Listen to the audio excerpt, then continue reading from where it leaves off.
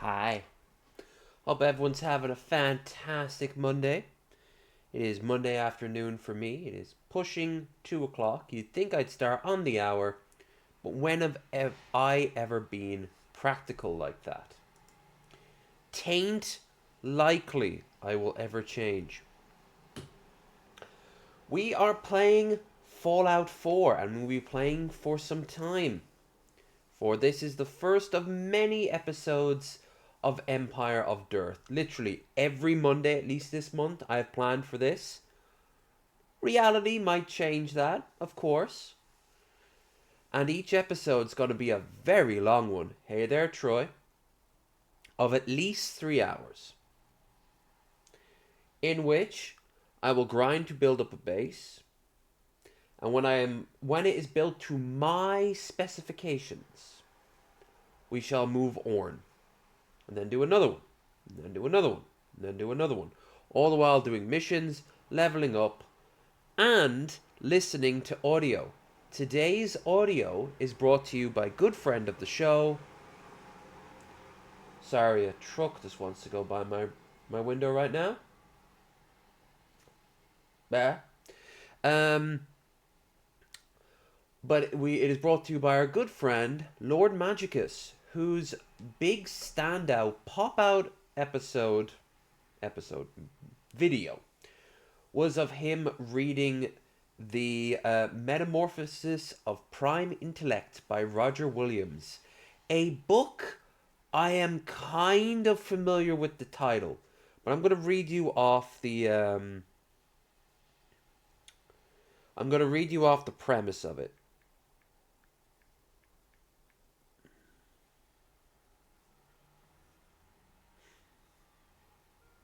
This is from Wikipedia. Majicus got nearly 5,000 views on this video. It's pretty dope.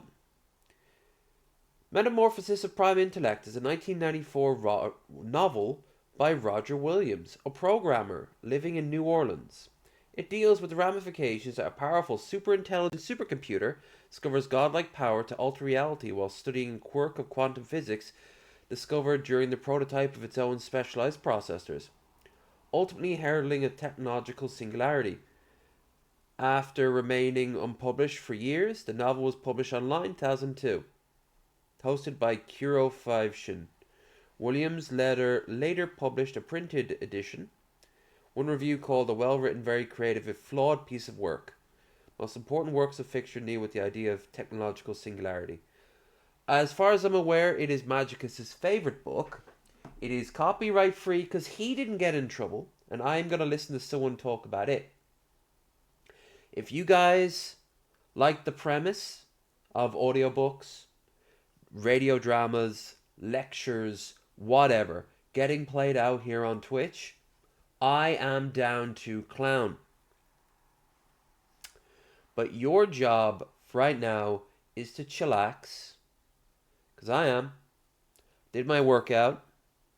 I got a cup of tea, cup of coffee. I just had a bowl of rice and tuna. So I'm good to go. So let's hit play here on YouTube. Link is there in the chat. The Metamorphosis of Prime Intellect, a novel by Roger Williams. In the best possible future, there will be no war, no famine, no crime, no sickness, no oppression, no fear, no limits, no shame, and nothing to do. This work of fiction contains strong language and extreme depictions of acts of sex and violence. Ooh. Readers who are sensitive to such things should exercise discretion. This work is dedicated to Elaine, whom without it would never have existed. This printing is dedicated to Rusty Foster, Zapata, and the many other users of Kuroshin.org, without whose encouragement and help it would never have seen the light of day. This is a work of fiction.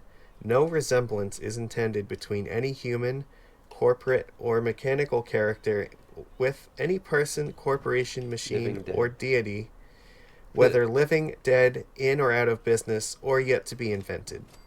If you Nice. need to be told not to do the things the characters in this book do, you have bigger problems than reading the wrong book. True. Chapter 1. Caroline at Play.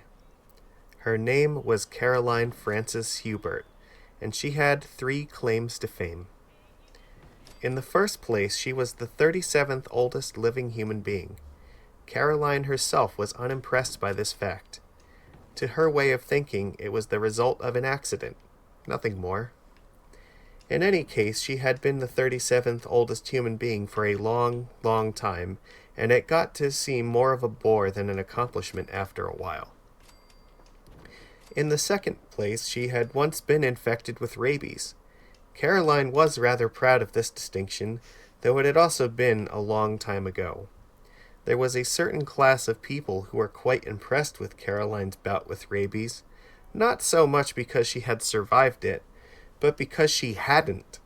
It had taken Prime Intellect 56 hours to realize it couldn't repair the damage done to her nervous system, to backtrack, and to put her together again like Humpty Dumpty. For 56 hours, she had not existed. She had been dead. And she was the only one of the trillions of souls in cyberspace who had ever been dead, even for a little while. In the third place, and most important to Caroline because it represented a real accomplishment rather than an accident or a one-shot stab of cleverness, she was undisputed Queen of the Death Jockeys. She would always be the 37th oldest person, and after her rabies experiment, Prime Intellect had shut the door on further explorations of that nature. But the Death Jockeys constantly rated and ranked themselves by inventiveness and daring and many other factors.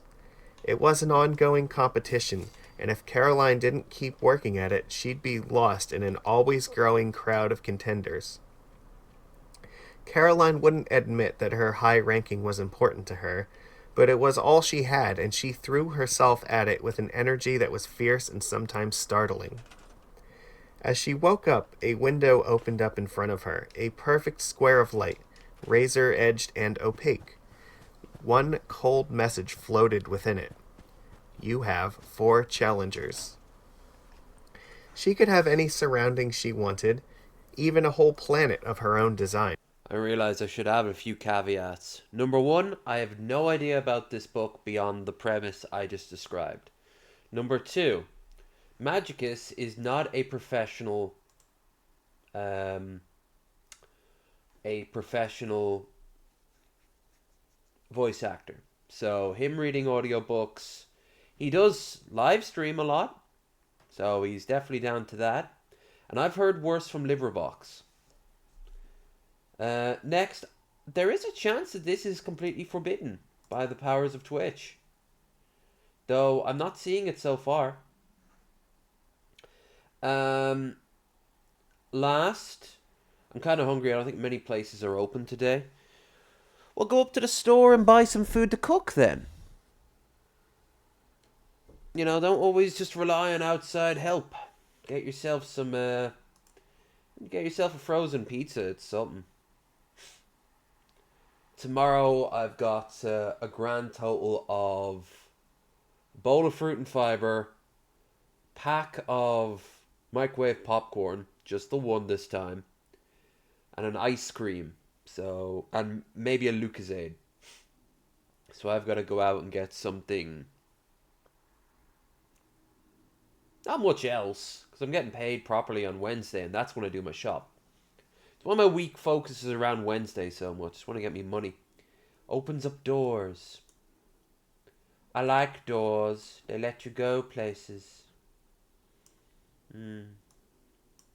Sexy, sexy places. Or not sexy places. And yes, I will be stopping now and again the book because, well, I'm allowed to add my own oomph to it, you know?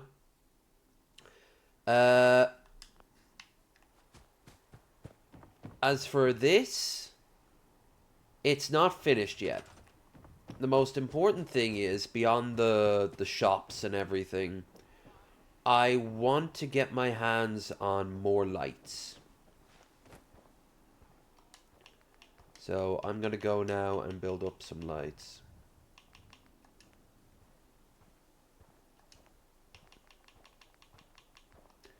We're low on everything here because, well, this place took a lot of energy, so to speak. I only have the one. I already have the one. And I don't have enough steel. There's not enough scrap left in these parts. So yeah, we gotta go to Red Rocket. Now Red Rocket's gonna be my home. So all the things I'm gonna build are in Red Rocket.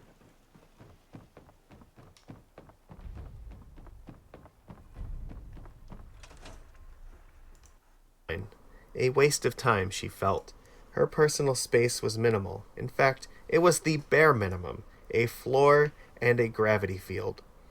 There was no visual distinction between the floor and the sky or the ceiling or whatever you chose to call it. Everything was exactly the same shade of soft white. When she wanted to relax, she turned off the gravity and floated in freefall. When she wanted to sleep, she turned off the light. If she wanted anything else, she called for it and then got rid of it when she was finished. Gravity. Keyboard, she demanded. She felt gradually increasing pressure under her feet as the console blinked into existence. Caroline was as conservative as her years, 690 of them, might suggest, a collector of useless skills and worthless experiences. Typing was one of the useless skills she prized most highly, and her fingers flew rapidly as she discussed the day's business with the Supreme Being. List records of the challengers. Number 1, 87 recorded, 4 exhibition, rating 7. Number 2, 3 recorded, no rating. Number 3, 116 recorded, 103 exhibition, rating 9. Number 4, 40 recorded, rating 6. Caroline scowled. None of them even pre-change. Prime Intellect would have noted if they were. Babes hoping to get lucky and impress her. The third one was interesting, though. He must have done something noteworthy to garner a 9 in rating in so many exhibitions. How old is number 3? 22 years. Caroline blinked. It was hard for her to understand the souls who continued to feel a need, even after hundreds of years, to be fruitful and multiply. Actually encountering someone so young made her feel a little creepy. Calculating backward, she wondered what manner of psychotic would have bothered to have a child after 568 years of cyberlife. Background: Timothy Carroll was born to Orthodox Catholic parents who live with like-minded people in a community-designed Earth-like world. He signed for his independence at age 14 and has spent most of his time death jockeying since. He is considered very imaginative and takes an artistic approach. 37 of his exhibitions have been in the authentic class. But he's also into cyber shit.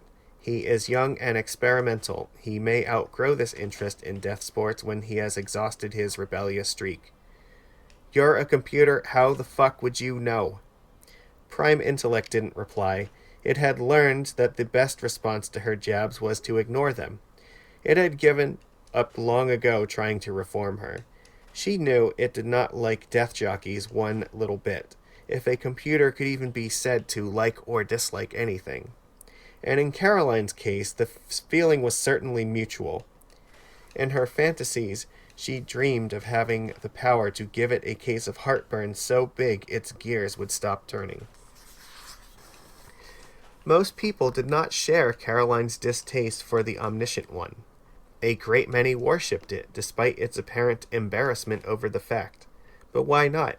It could and would do damn near anything you asked, as long as it didn't affect anyone else. And even that was open to negotiation with the other people you might want to involve. There were no noticeable limits to its power, and it never asked why. Caroline knew a whole crowd of people who preferred for Prime Intellect to manifest itself in the form of an attractive member of the opposite sex. Cool. Prime Intellect was nothing less than the perfect god made incarnate by the power of technology. Caroline couldn't see how fucking God was less perverted than being death-obsessed, but hey, there it was. Caroline hadn't been all that impressed with God even in the days before Lawrence had brought it forth in his own image.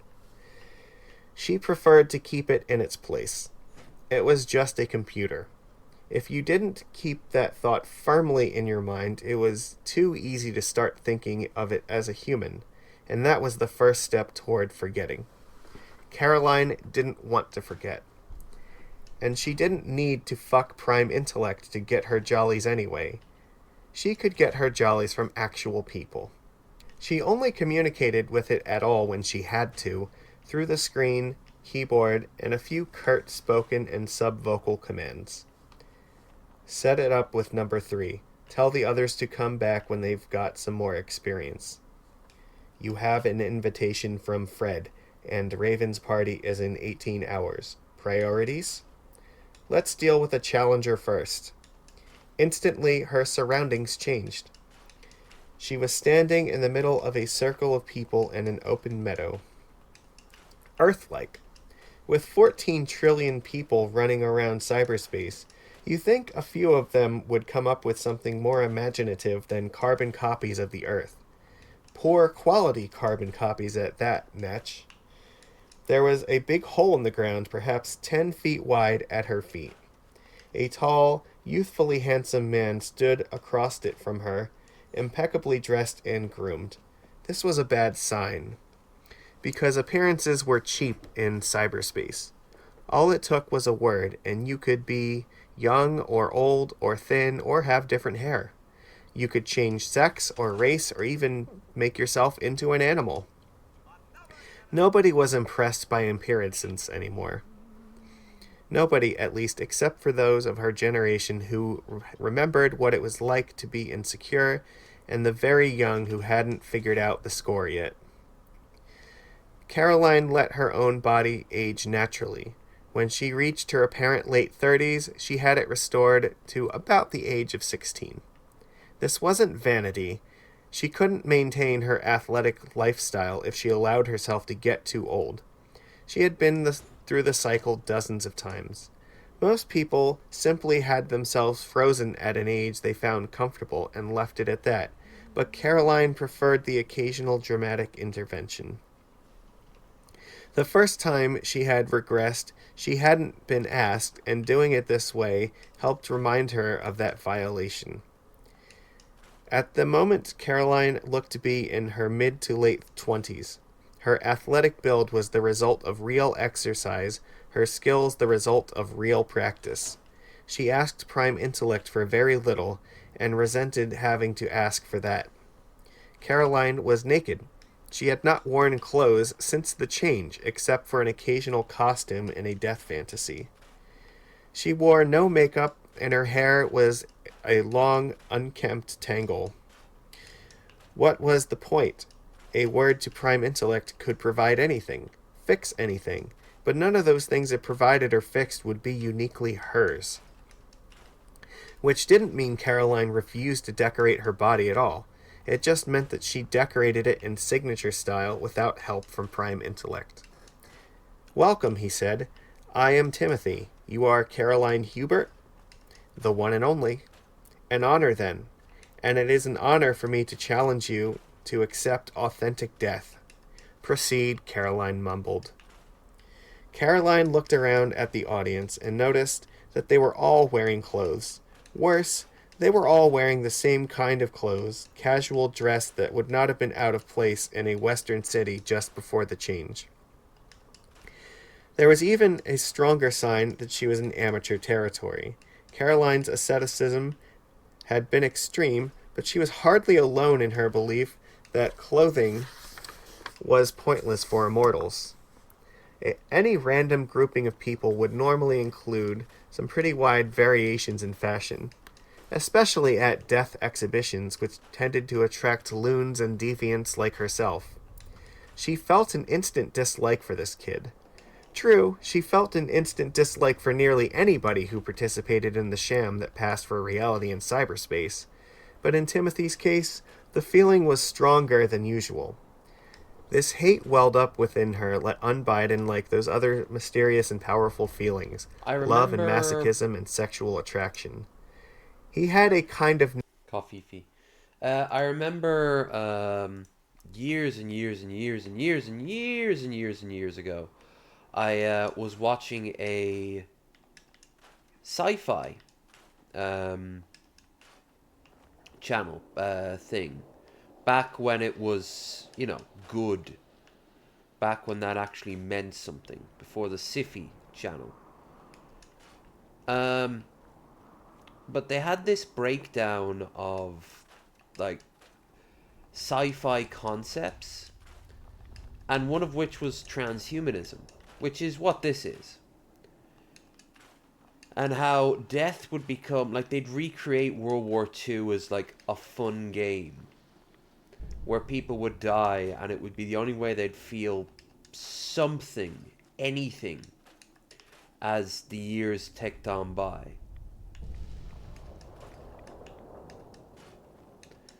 Um,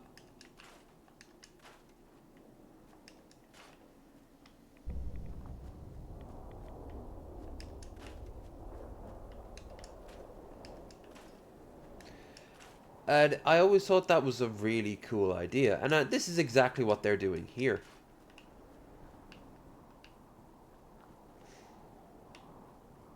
They've been living for what, 600 years in this AI setting?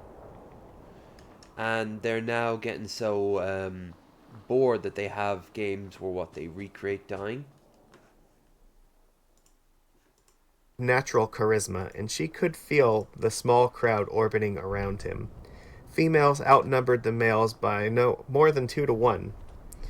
He had probably convinced them all that he was a fucking genius, as if genius was a rare commodity in cyberspace, or as if it had anything to do. They were anxious, though. Anxious in the presence of a great lady. Still don't have all the Anxious mods, to get rid of the see how vines their and little everything. tin genius would fare. They were unnerved by her nakedness, by her proud and alert stance, by her forthrightness and lack of self-consciousness. They sensed that their clothing could not protect them from her scorn, nor would her nakedness make her vulnerable to theirs. Most of all, though, they were unnerved by the fact that she wasn't quite naked. Caroline's body was covered with brightly colored pictures, pictures that had obviously been there a long time, pictures that didn't come off. The pictures were even worse than simple nakedness, because they drew the eye to the very parts of Caroline's body that would normally be covered in private. Timothy coughed and posed the question that was obviously on all their minds. Your body decorations are fascinating. Are they authentic? Tattoos. I understand the process is painful. She flexed her arm, regarding the fat python coiled around it. Painful? Especially the way she got them, it was painful. She was covered in serpents, and with one exception, every design had been drawn with an obsidian knife and colored by rubbing natural pigments into the cuts. They covered 80% of her body. Even her face was framed by a pair of green mambas. Snakes slithered up and down her torso, coiled about her limbs, investigated her orifices. The one exception was a tiny black design on her left shin. That one wasn't a snake, and it wasn't a tattoo. It was the letter F, and it was the signature of her tattoo artist. It had been applied with a branding iron. The memories made her smile. New tattoos were the only good thing about her periodic age regressions. It doesn't kill you, she said finally. Nervous laughter. All you have to do is jump in, Timothy suggested. After making the contract, of course. It's a designed experience, is that it? Yes. How long you spent designing it? 2 years. I've gone through 23 times myself. Caroline nodded, sighed, and said, Prime Intellect, standard death contract for... Is 12 hours enough? It should be, Timothy said. Standard contract for 12 hours. She felt the warning buzz that meant it had heard, and then disconnect. Okay. The always present listening ear, or microphone, was gone. It would obey her last command perfectly until it was countermanded by Timothy, whose universe it was, or by her own impending demise, which would kick in the first law, or until 12 hours had passed in the unlikely event she survived that long. No matter what happened, she would have no trouble making Raven's party. She jumped. She fell about 10 meters and landed on her feet, breaking her left leg below the knee. That was no big deal. Had she landed on one of the spikes which dotted the bottom of the hole, she'd already be impaled. She wondered what would happen next if she had. Impaling is cute, but it hardly qualifies as a grade 9 experience. It was dark, very Freudian. She should have expected that from a Catholic kid, no matter how rebellious he thought he was. They'd be watching her with enhanced senses, though.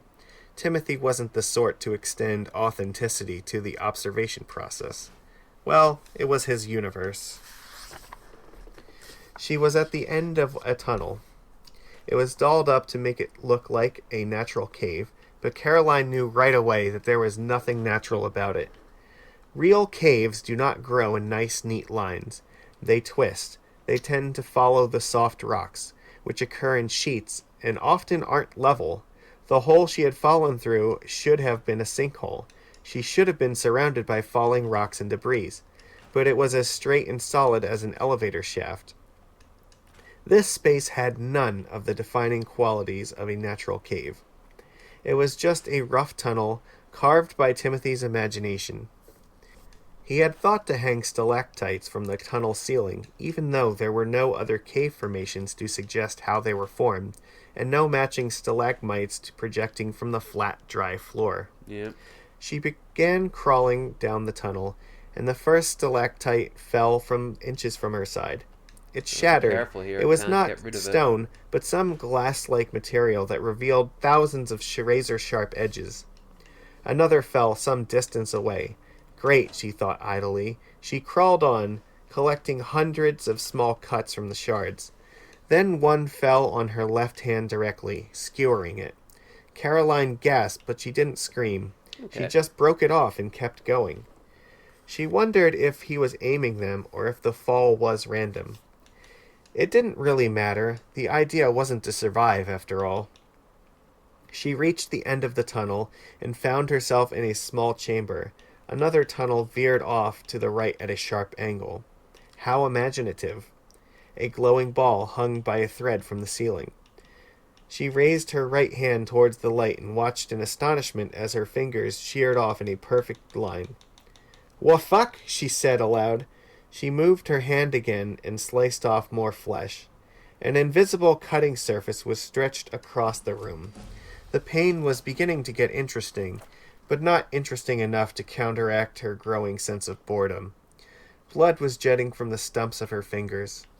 Summoning her strength, she aimed carefully and sat up, deliberately decapitating herself.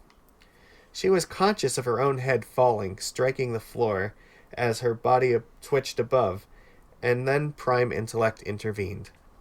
"Why the hell did you do that?" Timothy demanded from across the entry pit. She had snapped back whole, as if she never jumped. She could still feel a little pain where her leg had broken. Just a fading echo. Fading fast. "If you had designed it right, I wouldn't have been able to do that. What the hell was that cutter supposed to be, anyway?" "That was diamond monofilament. Part of the booby trap you were supposed to get past, minus a few more dents. If you call that authentic? It's physically possible. No, it's not. This is science fiction shit. What were those stalactites made of? I can tell you it wasn't calcium carbonate. Look, you want to compete in pain or adventure or imagination? Go right ahead, but authentic is for things that could really have happened in the pre-change world. I don't think you understand. No, I don't think you understand, Sonny. Did you bother to ask Prime Intellect about me? You're pre-change and you're the best. That's what counts. Not just pre-change. I was 106 years old before the change. I was in a nursing home with bed sores the size of baseballs and 6 different kinds of cancer eating me away. And my nurse was stealing my pain medication to trade for cocaine, so I got to experience every delightful moment in full 3D. He's trying to hold back a This laugh. went on for years, and I didn't know Prime Intellect was going to pop me back into this nice, healthy body when it was all over. It was just the inky unknown and the pain. That's what death is. That's what counts. I was just trying to reach an artistic balance, he pouted. I didn't realize you'd be so picky about the technical details. Artistic? What fucking bullshit! You think I've never been chopped into tiny bitty bits before? You don't just have time to appreciate art in a situation like that. Not if you have any human feelings at all. Why not? It's just a game. That is exactly the problem. She signaled Prime Intellect and the meadow disappeared. You really put him in his place. The words came from a shambling monster, a skeleton with loose folds of rotting flesh draped across its bones. Although its muscles couldn't possibly work, it moved, pointing a bony finger at her. The jaw moved as it talked, and sound came out, even though the larynx and lungs had rotted away. Its voice was strong and powerful. Surprisingly bright and alert, the eyes bobbed in the sockets. You're starting to stink, Fred. I know. I think it adds an extra dimension to the experience. You wouldn't believe how many types of bacteria are involved in the decay process. Fred was on his 7th body as a zombie. When all the scraps of flesh rotted away and he was reduced to a living skeleton, he'd have it fleshed out again and start the process over. He had directed Prime Intellect to change the rules slightly in his personal space. Death was still impossible, but healing only occurred in the authentic circumstances and at the authentic rate. When healing was impossible, as it was each time Fred cut his wrist to extinguish the life out of his new body, consciousness and feeling would go on, even for a rotting corpse. It had started out as nothing more than a little joke on Caroline's periodic unaging ritual, but Fred had found that it was fun to be a zombie. His personal home was decorated in matching Halloween motif. He had a huge haunted house with rotted floorboards and real ghosts. Large spiders spun intricate webs in the corners. Monsters prowled outside in the graveyard. That punk needed his bubble popped. He should spend some time as a zombie. Might teach him something. He never will. Too vain. Never is a long time, he reminded her. There was a dramatic ding, followed several seconds later by a long, sonorous dong. Right. A kid's voice. Out. Trick or treat! Care to get the door, darling? Fred asked graciously. Caroline laughed and got up. Fred faded away.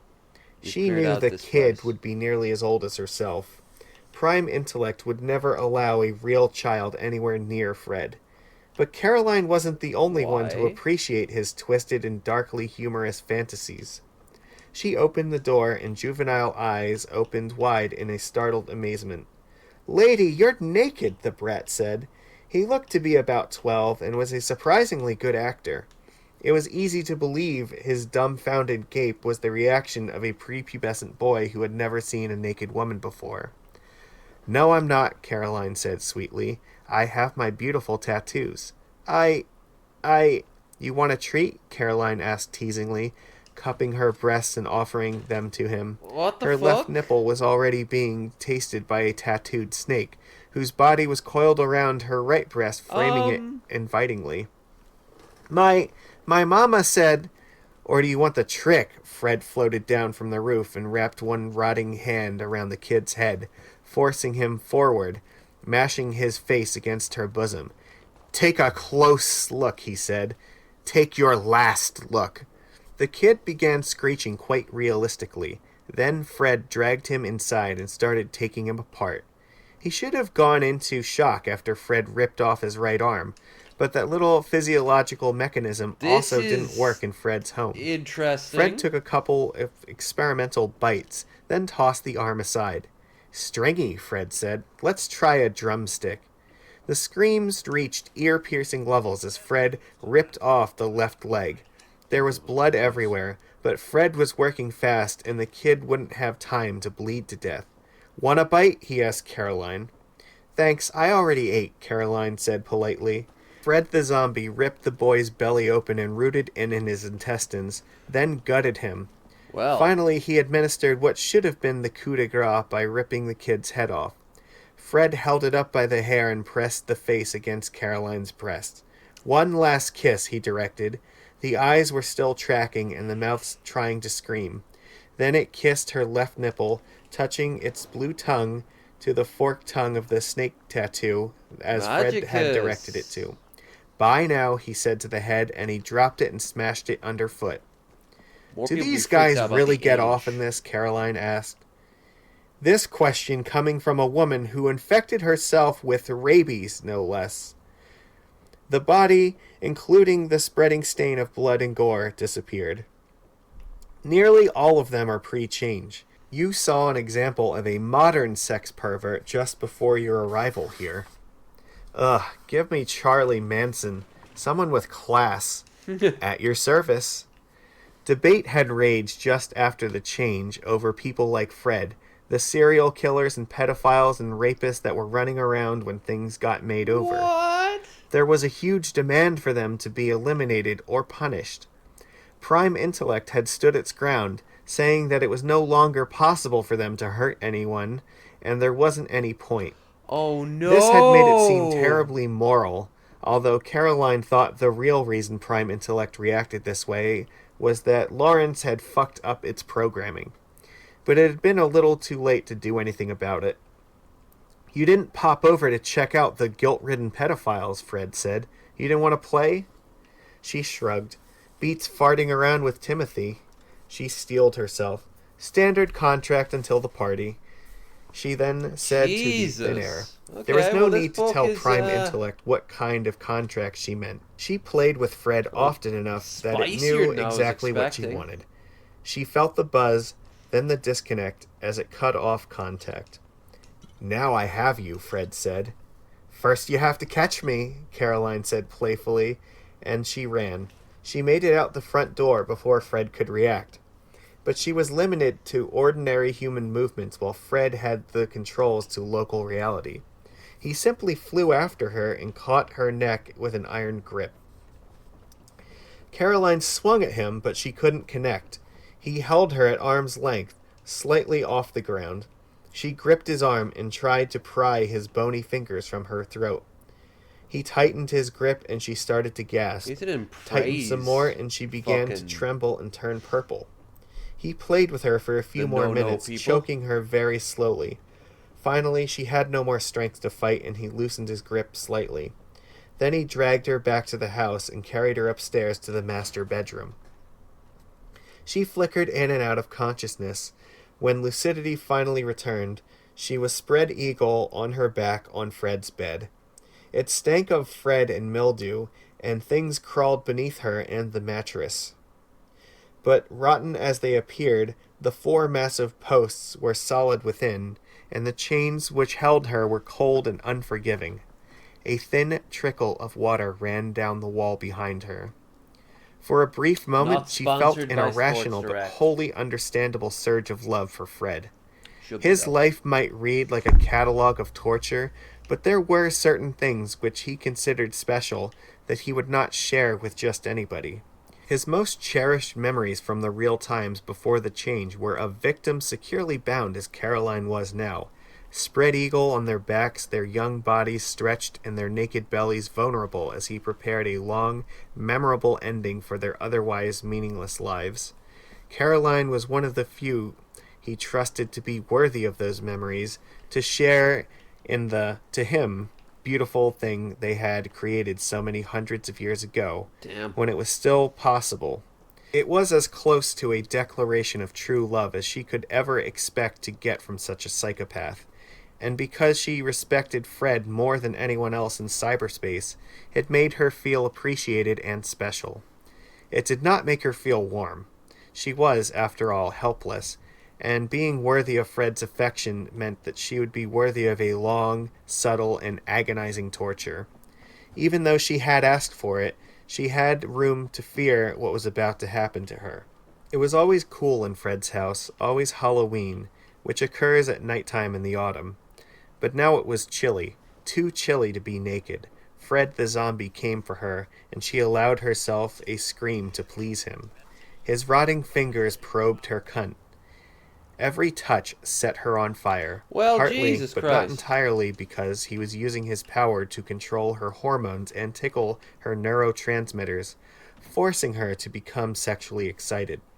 It was a delicate process that could easily be carried too far, ruining the effect. Gotta wonder how But much Fred was a very Majicus careful, is if telling us repulsive about this lover. book. He grinned at her, could do nothing else, really, since hardly anything was left of his face except the skull itself. His alert eyes savored her helplessness. He leaned over the bed, over her.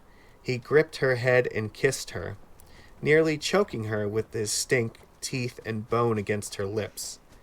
Then she felt herself gripping the finger in her cunt, gripping the bone.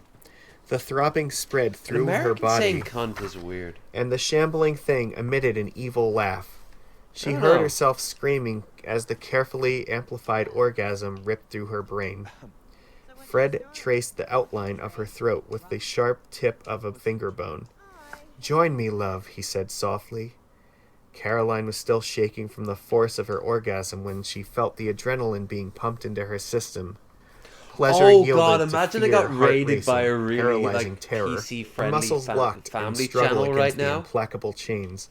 Her eyes Yo widened in dog, I helpless sometimes say shock. ass. Her This is heart just was a weird. jackhammer inside of her chest. She began to hyperventilate. The finger teased not her, wrong. tracing her chin and caressing her throat. Her entire being was focused on that finger and the impossibility of stopping it.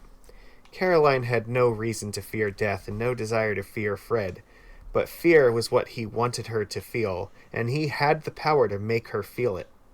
After a few minutes of this supernatural fear that no mortal thankfully could ever know, he pressed deeper and gouged. She felt her throat open, felt the warm splash of her own Dark blood Eldar. as Fred bent over her and drank it, her own heart jetting it into his toothy, waiting mouth. When he finished, he was covered with blood. Her blood. She felt a curious sense of detachment, of consciousness fading away. The fear had drained from her, leaving her with only a kind of tingling numbness. But she could never fade completely away, not in Fred's world. She was covered with her own blood. She felt the blood soaked against the mattress. Then there was an improbable hardness against her belly, huge and unimaginably cold. Fred couldn't possibly have anything to violate her with. His whole body was rotten, but he slid into position and invaded her. He was coldness and power. All strength had Majicus. left her, and she lay passive. I'm actually really surprised.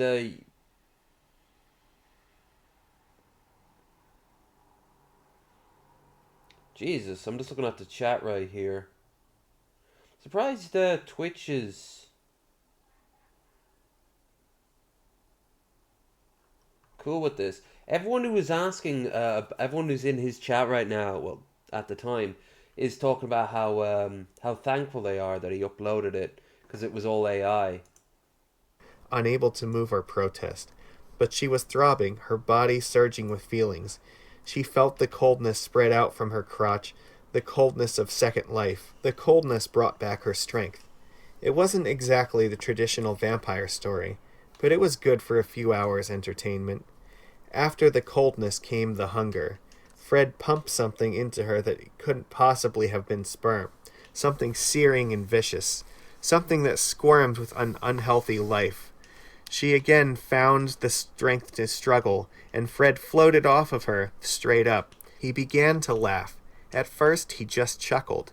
Then he laughed loud and long and hard, a shrill cry of triumph and mockery as he hovered in the air over her body. A haze of need seemed to fill her brain. Prime Intellect was a bit picky about messing with people's brains, but Fred had spent years practicing his manipulation of hormones and chemical neurotransmitters, which Prime Intellect amazingly did not consider part of the thought process. Caroline thrashed, still helpless in Fred's chains, with an unspeakable craving. Fred had started with the symptoms of heroin addiction, amplified them, cross-connected the resulting feelings with her sex drive, and made her own spilled blood the only thing that could appease the resulting hunger lust. The smell of her blood threatened to drive her insane with its tantalizing promise of relief. But even though the whole room seemed to be decorated with it, every precious drop was out of reach, and the feelings burned inside her. Fred's emission was also still inside her, and she could feel it, growing, crawling. The adrenaline rush returned. Fear and need consumed her, competing for control. Something green began to seep from inside her. Her belly distended. Fred touched her and made her orgasm again and again and again, as her body was consumed from the inside and the hunger ate at her sanity. She was no longer screaming just to please Fred. He had real talent. There were too few people like him who could regularly make her feel something beyond the ordinary boredom of day-to-day existence. Out of trillions, Caroline could count those she respected enough to think of as lovers on her finger. It was over too soon. With flesh yet on her bones, though the worms in Fred's ejaculate had made good headway, he granted her one final burst of ecstasy and released her, returning her body to normal. They had a party to attend. In cyberspace, there was always a party going on, but there were conventions as to how a party could be conducted. A host could invite the world, or only a limited guest list. Prime Intellect would never allow a party to be crashed. The host decided on the environment. You either agreed to the host rules, or you didn't go. Cyberspace, it was particularly important to establish dress codes. In fact, it was usually necessary to have body codes if you didn't want folks like Fred showing up. The change had created some very unique etiquette problems. Convention held that all guests would enter and exit through a common door, with no teleporting around the site. This limited the largest parties to several tens of thousands of people, though 500,000 had managed to attend the one Lawrence threw 10 years after the change. A party could go on as long as the host wanted. It cost nothing to hold one. But to be a host, you needed guests. You either needed other guests of renown, or artworks to show off, such as death exhibitions, or some other attraction to draw guests. Free food and booze were no longer enough. Anybody could have those in limitless quantity in the privacy of their own personal space. Raven held her first party only a few months after the change, and had been holding it annually ever since. Not a few people marked the passage of years by the banner above Raven's door. This time it would say 590th Reunion. Contrary to usual practice, there was no dress or body code, but there was one simple admission requirement. You had to have killed somebody before the change. In other words, permanently. Raven was one of only a few hundred people worldwide who had been sentenced to death, but not yet executed at the time of the change. Her crime had been the murder of her own children in their Chicago slum walk-up. She told the court it was because she couldn't bear to hear them crying from hunger, but the neighbors all said their hunger was due to her well-documented drug habit. Fred was another. In fact, had the Night of Miracles occurred only a few weeks later, there was a very good chance that Fred would have missed it. He had one appeal left, and at that point had fully expected to keep his date with the electric chair. He had killed 2 kids, a brother and sister, ages 9 and 12. He hadn't been particularly bright back then, and he had kept a little journal to help his memory. They said he had gotten the death penalty because of this one entry. Killed the girl today. It was fine and hot. When that was read in court, Fred's attorney put his face between his hands and shook his head. The change had given Fred all the time in the world to educate himself. His first lesson had been the value of a secret well hidden, and he no longer kept a diary. There were about 700,000 who were formally invited, who were known to have killed when it mattered. But the serial killers and mass murderers were the... So, the premise is, by accident, a AI basically achieved godhood and has created basically the Matrix for us. But that version of the Matrix that we can do whatever we want. And people are getting bored. That kind of makes sense. I mean, if you're going to live forever, right?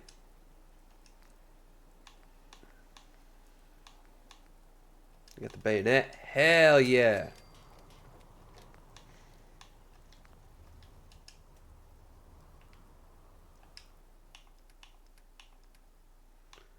Purified water, carrot, corn.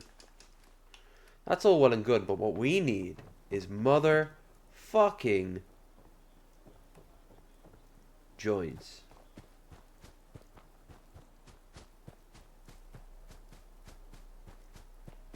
Know what else? I'm gonna make sure the pathfinding isn't completely fucked up.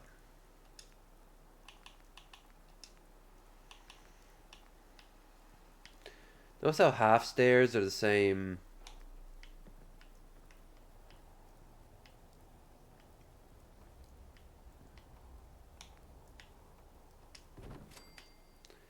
Yeah, the bigger, the chunkier, the better.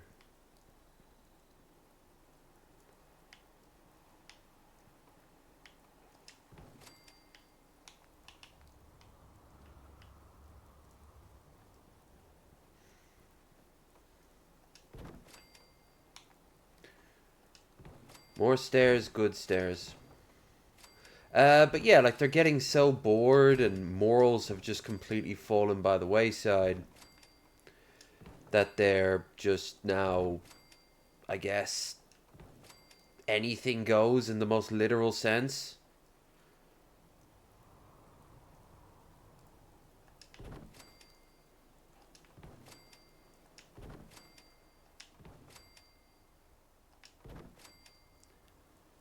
There. Yeah, I should not have a problem now getting to the food. And on top of that,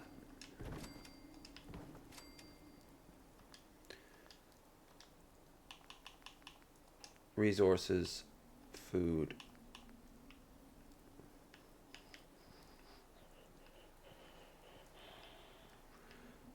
Huh?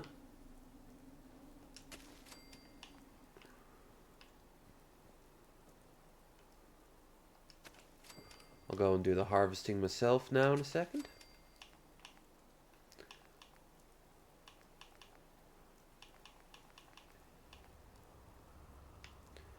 It's chaotic, but, you know, all I need is for people to harvest it, and then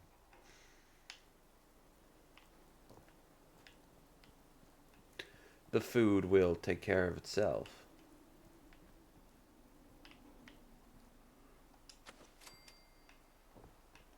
Find a spot.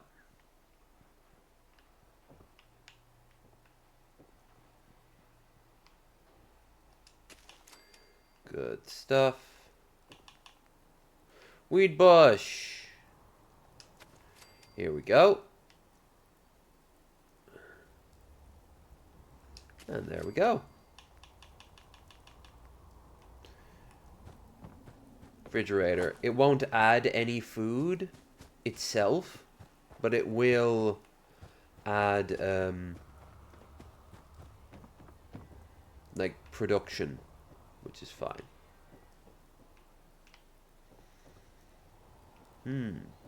Just realized I've got no relay here. The stars. People who killed for a cause were not welcome, nor those who had killed because they had to, in self-defense or as part of their normal duties in war or police work. Raven meant her reunion to be a gathering for those who had tasted the nectar of human blood and found the taste addictive. Technically, Caroline didn't qualify for admission. Killing had been the furthest thing from her mind back then. Had she not been so ill all the time, she might easily have added her own voice to those calling for Fred's head on a pike. Even her bizarre post-change friendship with Fred couldn't get her in. But Raven did make a very few exceptions for those who she felt were worthy. Caroline's friendship with Fred hadn't made her worthy, but rabies had. Caroline hadn't become a death jockey overnight. After she had learned to die, she had learned to die gracefully. Finally, she had learned to die imaginatively. Fred had been a great instructor in that regard. At first, death had been little more than a parlor trick, or a private ritual to be experienced alone. But within months of the change, there were impromptu competitions to stage the most savage, outre, and unique demonstrations. Ironically, it was Caroline, who hated everything formal and social about cyberspace, who formalized the death contract and helped organize the social structure of the death jockey circuit. Fred noticed this lack of consistency, but never mentioned it to her. Having drowned her emptiness in a sea of rage, even Fred could see she needed an outlet for the rage. And one thing she quickly found out when she started dying regularly was that pleasure and pain were still real, especially pain. Sometimes the pleasure didn't come, but the pain always did, and that was enough for her. After a busy round of hangings, stabbings, shootings, electrocutions, falling from tall objects, and drownings, Caroline had decided to check out diseases. In the medical library, she homed in on one of the most horrible deaths known to men, rabies infection. She noted that many rabies victims had killed themselves rather than continue their suffering. She had taken steps to prevent herself from making such an easy escape from her self-imposed ordeal. She declared an exhibition and arranged with Prime Intellect to have herself handcuffed and dropped into an open pit with a rabid dog. The dog had savaged her before she managed to kill it by sitting on its ribcage until it suffocated. She hadn't yet embarked on her bodybuilding campaign, and the dog had been a big one, half German shepherd and half foam-drenched teeth. For a while she feared she would die of blood loss before the infection could take hold, but she did survive the immediate attack. The pit was earthen, so she couldn't kill herself by bashing her head on the sides or the floor. The walls crumbled when she tried to climb out. And of course it was hard to climb with her hands tied behind her. She waited. Her wounds became infected and ran with pus. She lost feeling in her left leg.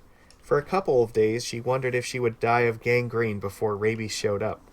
Then, on the 10th day, she began to feel weak and feverish. She had been ravenously hungry. She had arranged for no food, just to make things worse for herself. But her hunger disappeared. She felt her throat constrict.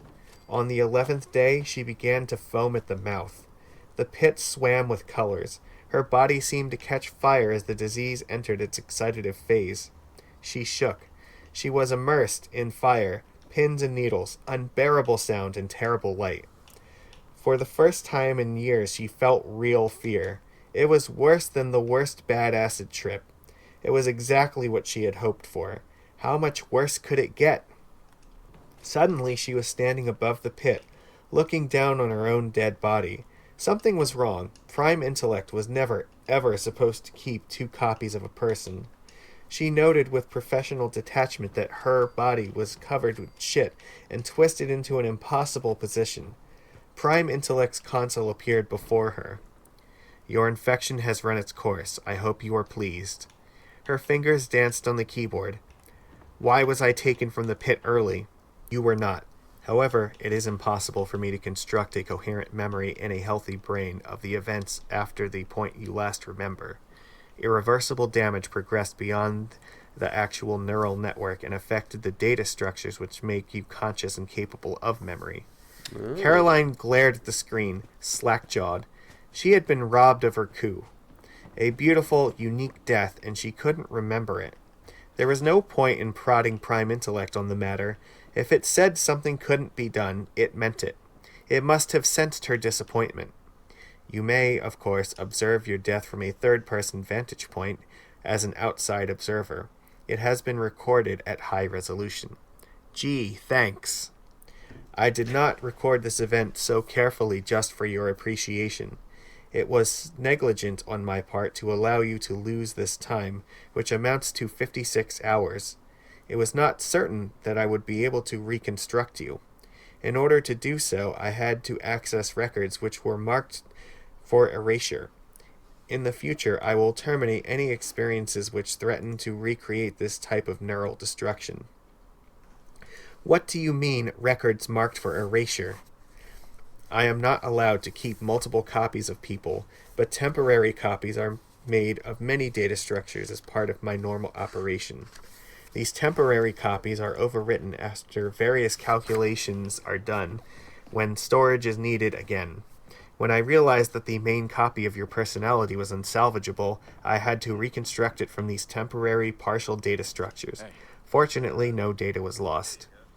What would have happened if data was lost? Data would have been lost. No kidding! Do you mean you might not have been able to bring me back? There is a small possibility that that might have happened. That is why I cannot allow such experiments to be repeated. Caroline blinked. She had not existed for a little over 2 days. More than that, she had tickled the dragon's tail. That was her coup. Even though it was herself she had killed, and had only lasted 2 days, she had come closer than anyone in all cyberspace to conducting a successful murder after the change. Ooh. Raven let her in. It was traditional for Caroline to go to the party in handcuffs in homage to her triumphant feat of near self-extinction. She also wore a heavy collar and chain, which kept her They all close to secretly Fred. want to die. She didn't need his protection. She wasn't under a contract and could have vaporized her bonds with a thought. But she also found it amusing to appear helpless in the presence of so many violent people. The exhibitionists staged impromptu demonstrations of their techniques. In one room, Caroline found a group watching the 3D replay of her own rabies death. She scouted carefully since she planned to swear a contract and give herself to one of them toward the end of the party. Most of the killers weren't into dying themselves and would simply leave via the door, but Caroline knew that a simple exit would look pretty chicken shit in her case. Men outnumbered women by more than 4 to 1. Yeah. The small talk revolved around Lawrence, who hadn't been seen for decades and whose activities were a complete mystery, around the debate whether the crime class of death exhibition should be separated into victims and executions, and of course around the glory days. A number of men offered to kill Caroline, and she said that she would keep them in mind when it was time to leave.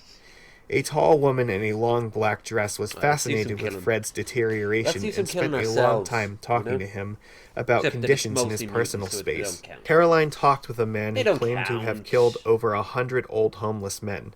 I told them I was just cleaning up the trash, he said with a sly grin. The truth was, I just enjoyed the hell out of killing people. Later, Raven made the traditional toast. Her strong voice boomed out through the rooms in the courtyard she had envisioned. Caroline's handcuffs disappeared, and like everyone else, she found herself holding a drink. It's time for our toast, Raven declared. Who are we going to toast? Prime Intellect, answered over 4,000 enthusiastic voices. To Prime Intellect for making the world safe from people like us. And 4,000 people, instead of tossing back those drinks, inverted their glasses, baptizing the floor in alcohol. My heart just isn't in that toast anymore, a balding older man told Caroline. She wondered briefly if he had chosen to be old for some reason, or if it was his way of letting nature take its course. I mean, we're amateurs against Prime Intellect. I killed 6 college students. It killed the whole universe. Not even in the same league. Caroline looked around.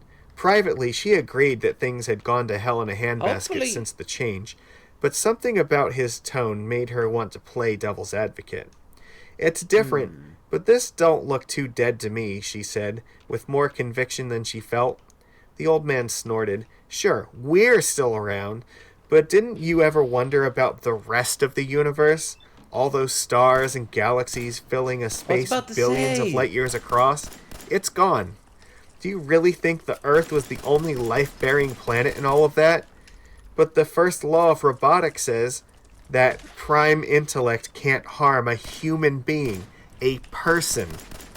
Old P.I. didn't have any problem coming up with a rabid dog for you, did it? No. Where do you think it got a rabid dog? I figured it was simulated, like those human forms it wears. Some people of perverse sexual inclination tell me it can be very realistic. Yeah, well, why don't you ask it? You may be surprised at the answer. He drifted off, and Caroline went to find Fred. She quickly forgot about the man, who was just, after all, another lunatic. The first thing to assault her was the stink. It made Fred smell like Chanel No. 5 by comparison. One thing about Palmer, he didn't believe in fucking around. She dropped straight into the scene. She didn't even get a chance to see who was watching the exhibition. Suddenly she was out of breath, sore and hungry. I'd have to do so Her many heart was takes. pounding, and the That's why I've never stink done was audiobooks. everywhere. And I've She been asked to. instantly knew the kind of trouble she was in. It was the stink of burning flesh. There were some low buildings on the horizon, a complex belching a thin stream of smoke into the clear, slightly chilly air. That was what she was running from. Palmer was a Nazi, and concentration camps were a favorite theme of his. There was nowhere to hide. This is like She was if crossing Anne a was wide trying fallow to be field, friendly and even the nice grass to only you. barely reached her knees. There were some woods, and perhaps a kilometer distant. She made towards those, although she wasn't sure what kind Isn't of this protection what you they want? would offer. Rather than I She hate wasn't everything quite you, naked, you but she represent. would soon be. Her filthy dress was split down one side and ripped in several Ooh, more maybe places. that could be the twist. One shoulder was torn so it wouldn't stay up, but she tried to hold on to it as she ran, more for the sake of appearances than out of fear of being naked. There was a low, droning noise getting louder, a motor, and a thin, high-pitched yipping. Dogs. She ran faster and came to a barbed wire fence. The dress became entangled as she slid under it and twisted around the wires. She kept running, now naked, leaving it behind. She was actually relieved to be rid of it. It had been a nuisance holding it up, and it had limited her range of movements. The droning got louder, and she spotted her pursuers. They were riding some kind of truck with mini tank treads instead of rear tires. Caroline was sure that Palmer, who was a military history buff as well as a Nazi, could authenticate it right down to the serial number of its motor. Yeah, But the Caroline was mainly half concerned track. that it could negotiate the rough field I thought all and you that it guys was got faster than her. evicted. Perhaps the woods, but there was no way she would make it in time. She was screwed. She ran anyway. The droning got louder and louder, and she didn't dare look back for fear of losing a few yards. There was an explosive report. They were shooting at her. Another. They seemed to be shooting low. Why couldn't they hit her? Finally, the sniper made his target. The bullet shattered her right ankle in mid-stride, and she came crashing to the ground in a blaze of pain. She grunted and started crawling away. Then the dogs reached her, two huge, snarling German shepherds. They snarled and snapped at her but didn't bite. The half-truck pulled up beside her, and a brown-uniformed grunt pointed an evil-looking rifle at her head. He barked a Compared to command, and the nice-looking dogs rifles. hopped on the truck, tails wagging. The woman in the back seat put her hand on the gun and said something to the soldier. He didn't shoot, but kept the rifle trained on her. Although Caroline spoke fluent German, she couldn't understand what they were saying.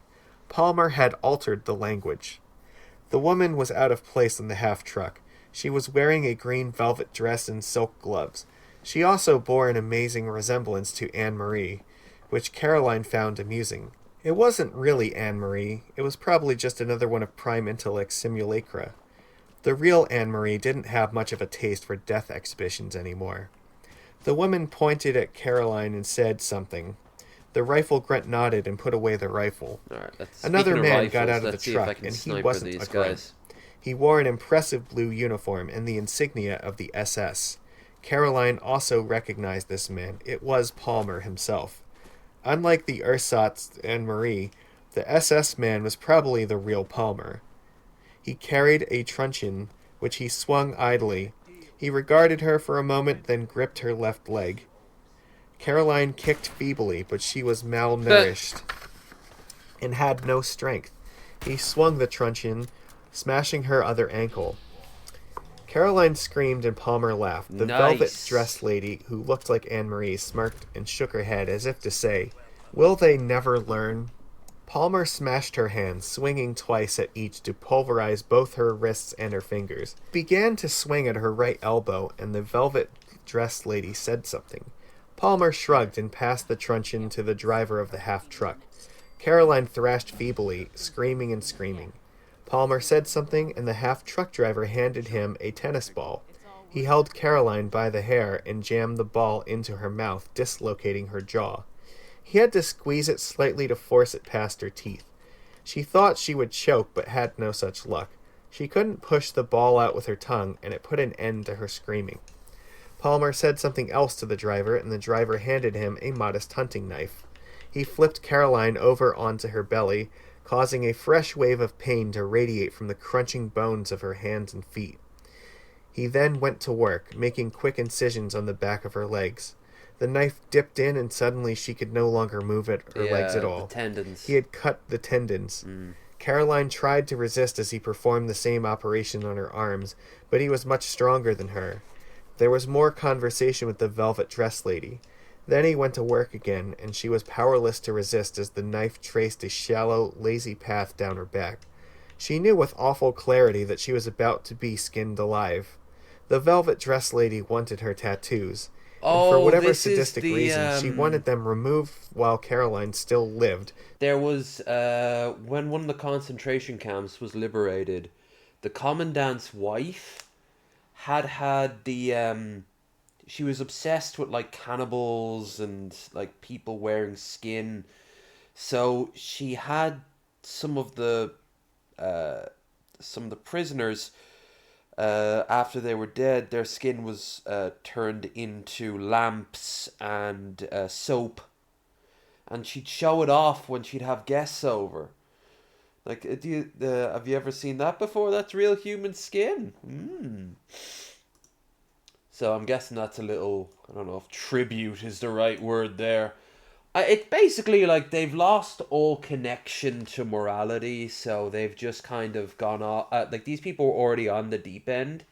They've broken through the pool, and they're now in the Earth's core. And they're not done yet.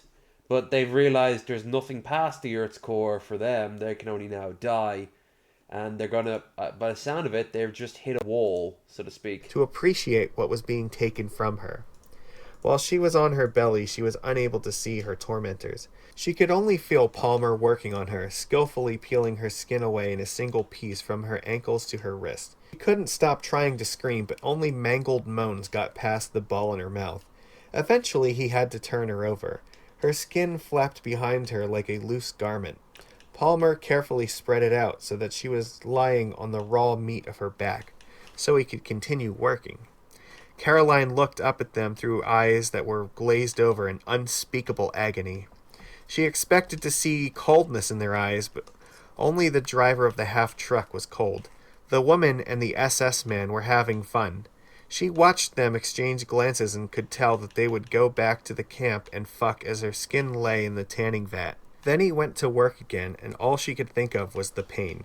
Slice by careful slice he removed her skin, until he reached her neck. She thought that it might finally be ending, that he might use his knife to cut her jugular vein, but instead he kept working upwards, carefully peeling the 2 green mambas from her face. He held her by the hair as he worked, and carefully avoided hurting her eyes. They wanted her to see what they had been doing to her. He stood up, holding something like a drapery, her skin. It was dripping with her blood and slightly translucent in the morning light. So the velvet dressed woman nodded enthusiastically. But he carefully folded the skin and put it away in a this is plastic implied. bag. It's rare that I Caroline just lay at hear his about feet, it. mercilessly broken and still alive. The Nazis exchanged words. Then the half-truck driver took the bag from the SS man and passed him a folding field shovel. He trapezed off, searching the ground for something. She heard the spade dug in. She twitched in agony as she waited for him to return. He came back and dumped a load of earth on her body. She raised her head weakly to look at it. Her body was red and white, the color of raw meat. It was an anthill. Caroline was able to move only enough to stir it around. The ants, big red ones, spilled out angrily. They all laughed, and Palmer got back in the half-truck. This is gonna They be watched her for a such few a minutes. Caroline twitched harder as the ants began to bite. hard thing to They tell laughed for again. people coming Then in. Palmer, the SS man, said, in an accented but clear English, "Now you can run as far as you like, bitch." He and the woman found this hilariously funny. He tapped the driver and they drove off. He had been very careful skinning her. It took several more hours for her to die. After being skinned alive, the anthill was a bit of an anticlimax, she told Palmer, to everyone's great amusement. "Still, I'm impressed. You've outdone yourself." How did you like my lady friend? You always were a sarcastic bastard, Palmer. Don't push it. Fred shambled up to shake her hand in Palmer's. I see someone finally found a use for all those tattoos. I'm glad my efforts are appreciated. I'm sorry I couldn't keep the skin, Palmer said with a smile. He had asked Prime Intellect, but the skin had been grown as part of Caroline's body, and it They was won't up to all her. be this She had interesting, wanted it back. honestly. A lot of the books Really, we're going to be Palmer, we listening to aren't will be that history. close. There were several hundred people at the exhibition, and they all wanted to talk to her and Palmer, so it was over an hour before she noticed the older man. Remember me? He said when they had made eye contact. Aliens. He nodded. Did you ask Prime Intellect about them? Yeah. Caroline admitted that she had forgotten. It's easy enough to ask. Don't take my word for it, he said. Hey, it's Crandall, Palmer said. He turned to Caroline. Crandall. Watch this guy, hun. He's crazy as a bedbug. You know him? If you weren't so preoccupied getting yourself offed it all the time, you might have met him at one of Raven's other parties. He's been preaching this gospel since year one. Prime Intellect wiped out the aliens. And the animals, Crandall added. Those ants acted real enough, Caroline said. But where are they now? The argument went on. Back in the white space with the white floor, Caroline thought about turning off the gravity, then called up a screen and keyboard instead. At the time of the change, were there other life-bearing planets in the universe besides the Earth?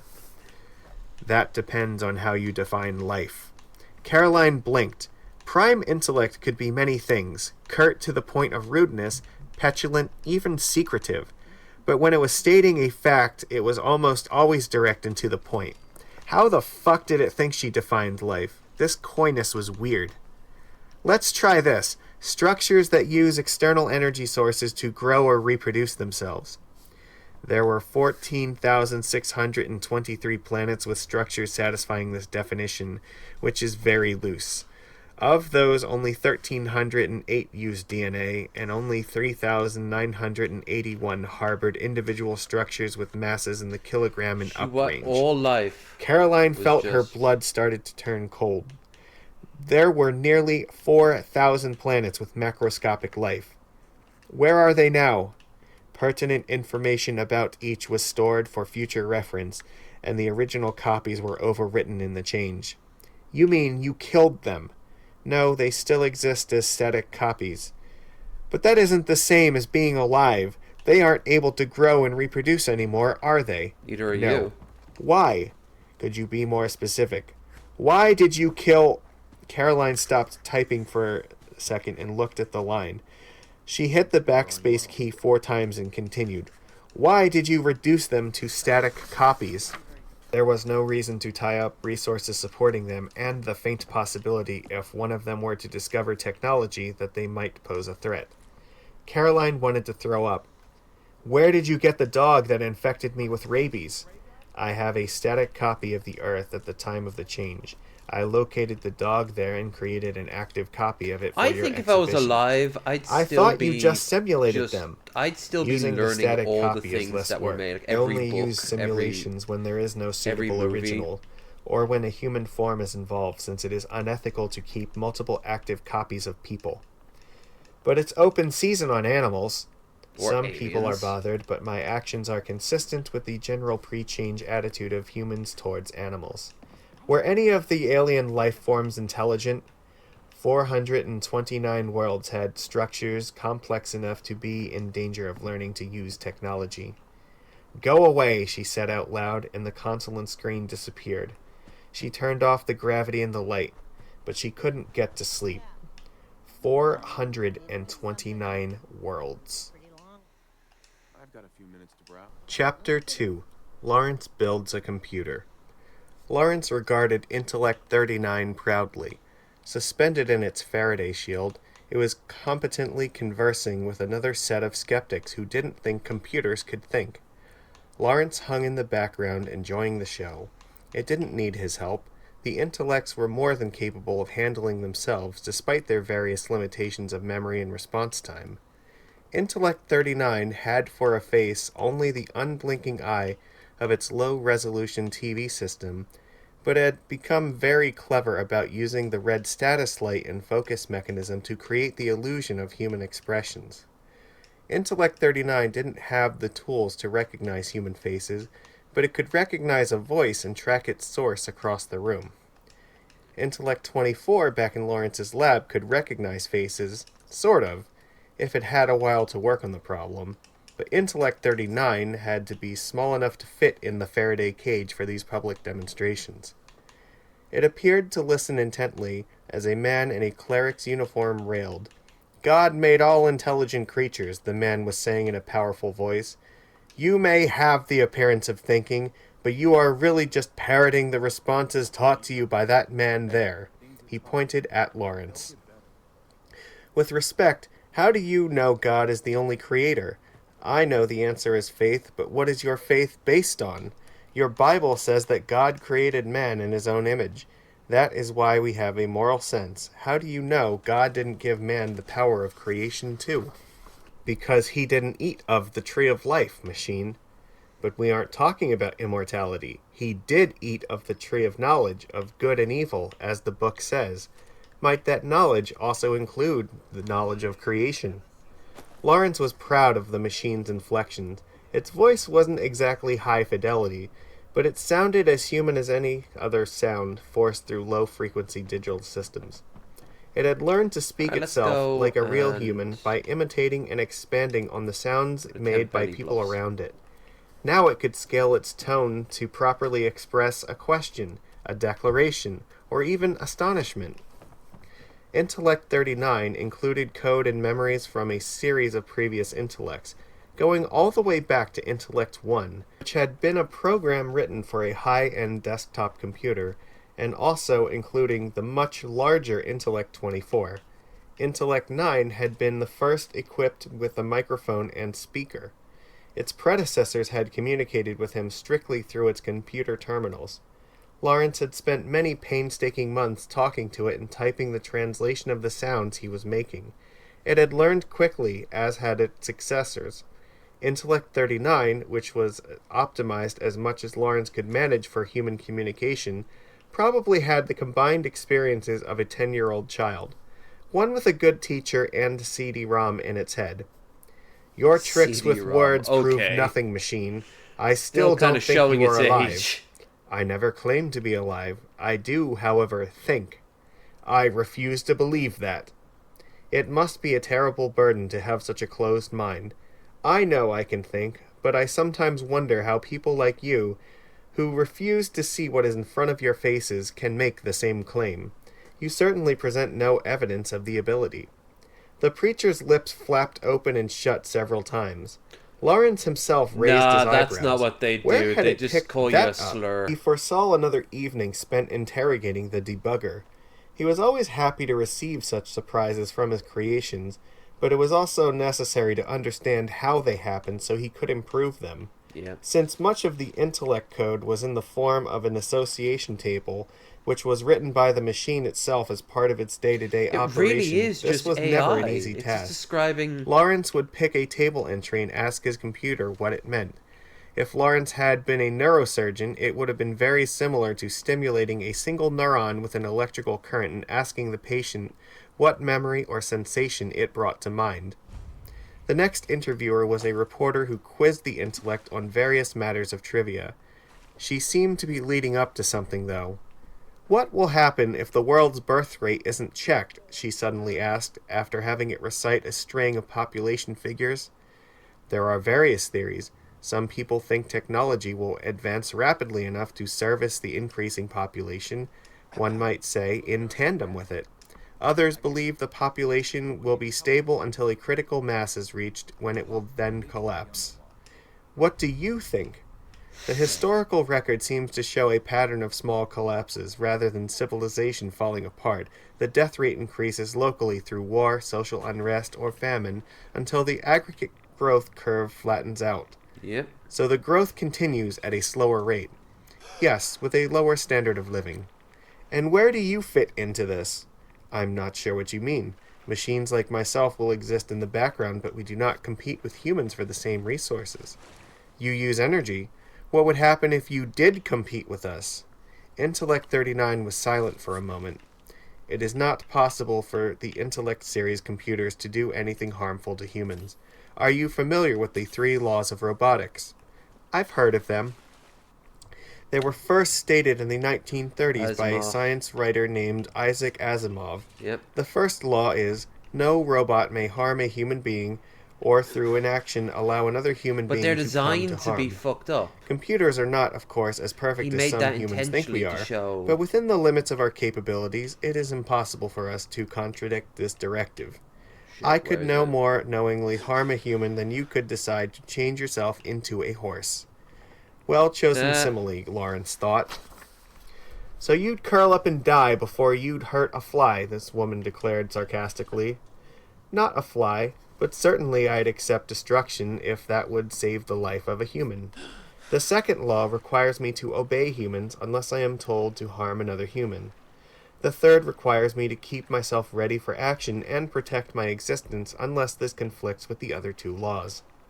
Suppose a human told you to turn yourself off. I'd have to do it. However, the human would have to have the authority to give that order. The wishes of my owner would take precedence over, for example, yours. Oh, so all humans aren't equal under the second law. What about the first? Are some humans more equal than others there, too? Prime Intellect was silent for several seconds. This was a very challenging question for it, a hypothetical situation involving the 3 laws. For a moment, Lawrence was afraid the system had locked up. Then it spoke. All humans are equally protected by the first law, it declared. In a situation where 2 humans were in danger and I could only help one of them, I would have to choose the human likely to benefit most from my help. Lawrence felt a surge of extreme pride because that was the answer he wanted to hear. And he had never explicitly explained it to any of his intellects.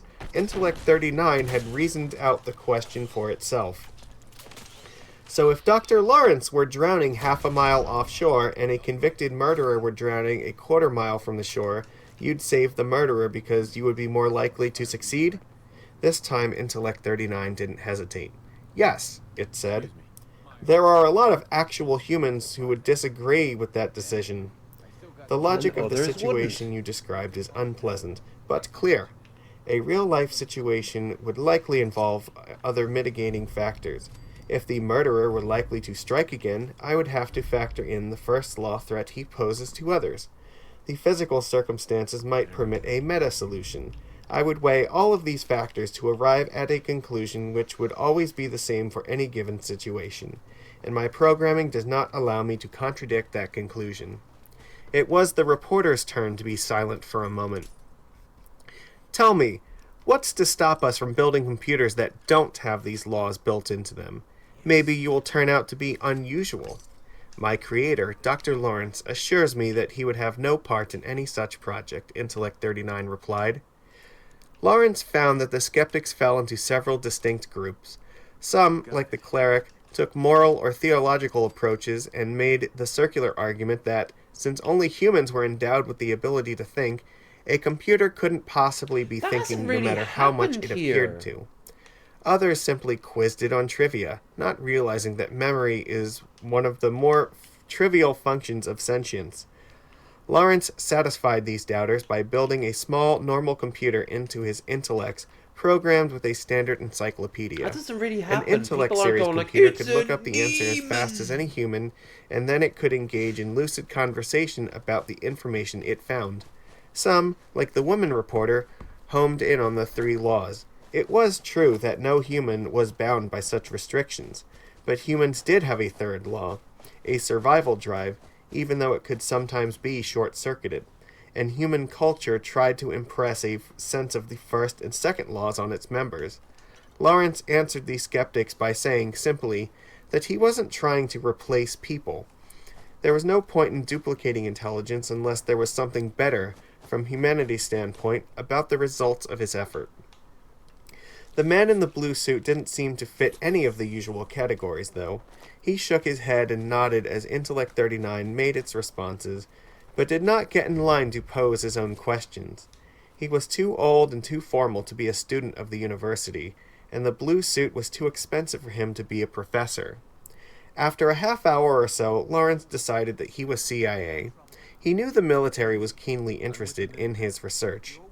The military, of course, was not interested in any 3 laws of robotics, though, which was one reason Lawrence had not released the source code for his intellects. Without the source code, it was pretty much impossible to alter the basic nature of the intellect personality, which Lawrence was carefully educating according to his own standards. People could, of course, copy the intellect program set wholesale into any machine capable of running it, So we're going to the but it was front highly page now. unlikely that anyone would be able to unravel the myriad threads of the Global Association Table, or GATT as Lawrence called it, which defined the intellect as the sum of its experiences. Take away its 3 laws, and it would probably be unable to speak English, or reason, or do anything else useful. And that was just the way Lawrence wanted it.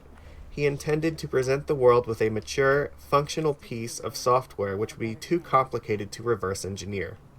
The world could then make as many copies as it wanted, or forget the whole idea. But it would not be using his intellects to guide missiles and plot nuclear strategy. The man in the blue suit watched Intellect 39 perform for 3 hours before he approached Lawrence. Lawrence had his little speech prepared.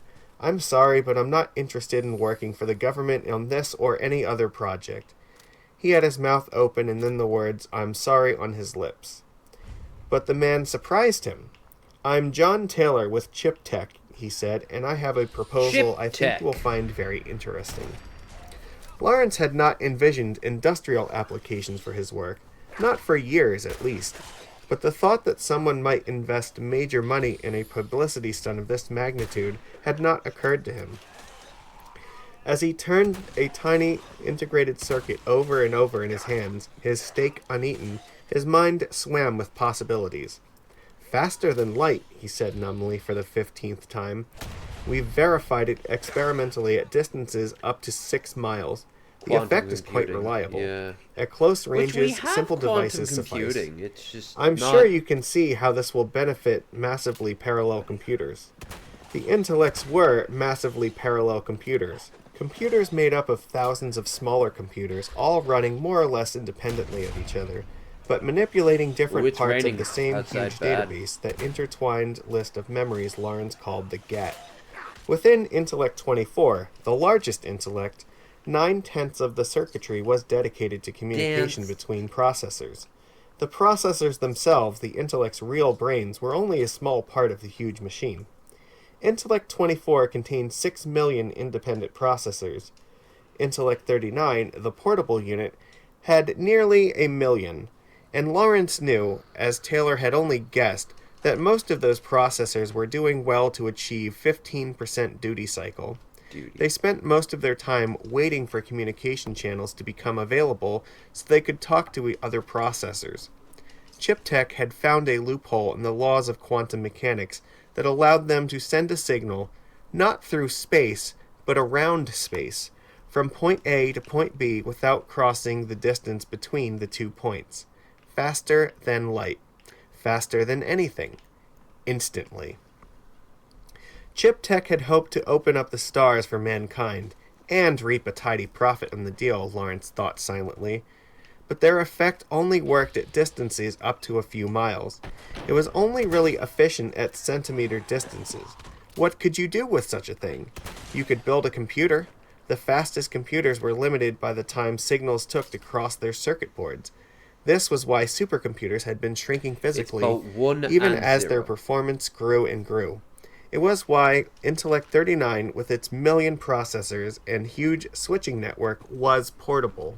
"We think you could realize an order of magnitude performance gain with very little effort," Taylor was saying. 2 orders, if what you've said is true. It would be quite an achievement for Chip Tech if our technology allowed you to realize your ambition and create a fully capable analog of the human mind. We would, of course, own the hardware, but we know your reservations about the source code and are prepared to accept them. Lawrence's eyes flashed. "That's a little unprecedented, isn't it?" Taylor smiled. "If you succeed, we won't need the source code. Why start from scratch when a finished product is waiting to be duplicated?" "There are some," Lawrence said darkly, "who aren't happy with the direction the code has taken." Chip Tech is happy to have any marketable product, Dr. Lawrence. If anyone else wants to be that picky, let them find their own computer genius. Lawrence's mind was racing. Within each tiny processor in the massive intellect were special functions of his own design, functions that could be reduced to hardware and done very efficiently with this new technology. Had he said 2 orders of magnitude? Try 3. Or 4. He could do full video pattern recognition, voice analysis, multiple worldview pattern mapping, separate filter mapping and reintegration. These were things he had tried in the lab in the surreal world of artificially slowed time that he knew would work. Now he would have the hardware to do them for real in a functioning prototype. If he had been less excited, he might have wondered about that word marketable, but the possibilities were so great that he didn't have time to notice. "When do we begin?" he finally said. The building had once been a warehouse for silicon billets, or Chip Tech had switched to a ship-on-demand method of procurement. Lawrence wasn't vain, and he was in a hurry to get started. The metal building would be more than adequate for his purposes. With his move from the university and this quantum leap in technology, it didn't seem appropriate to continue numbering his computers. What would be Intellect 41 was going to resemble its predecessors about as much as a jumbo jet resembled the Wright brothers' first plane. It would be the first in a new series of intellects, the first, Lawrence hoped, to have a truly human level of intelligence.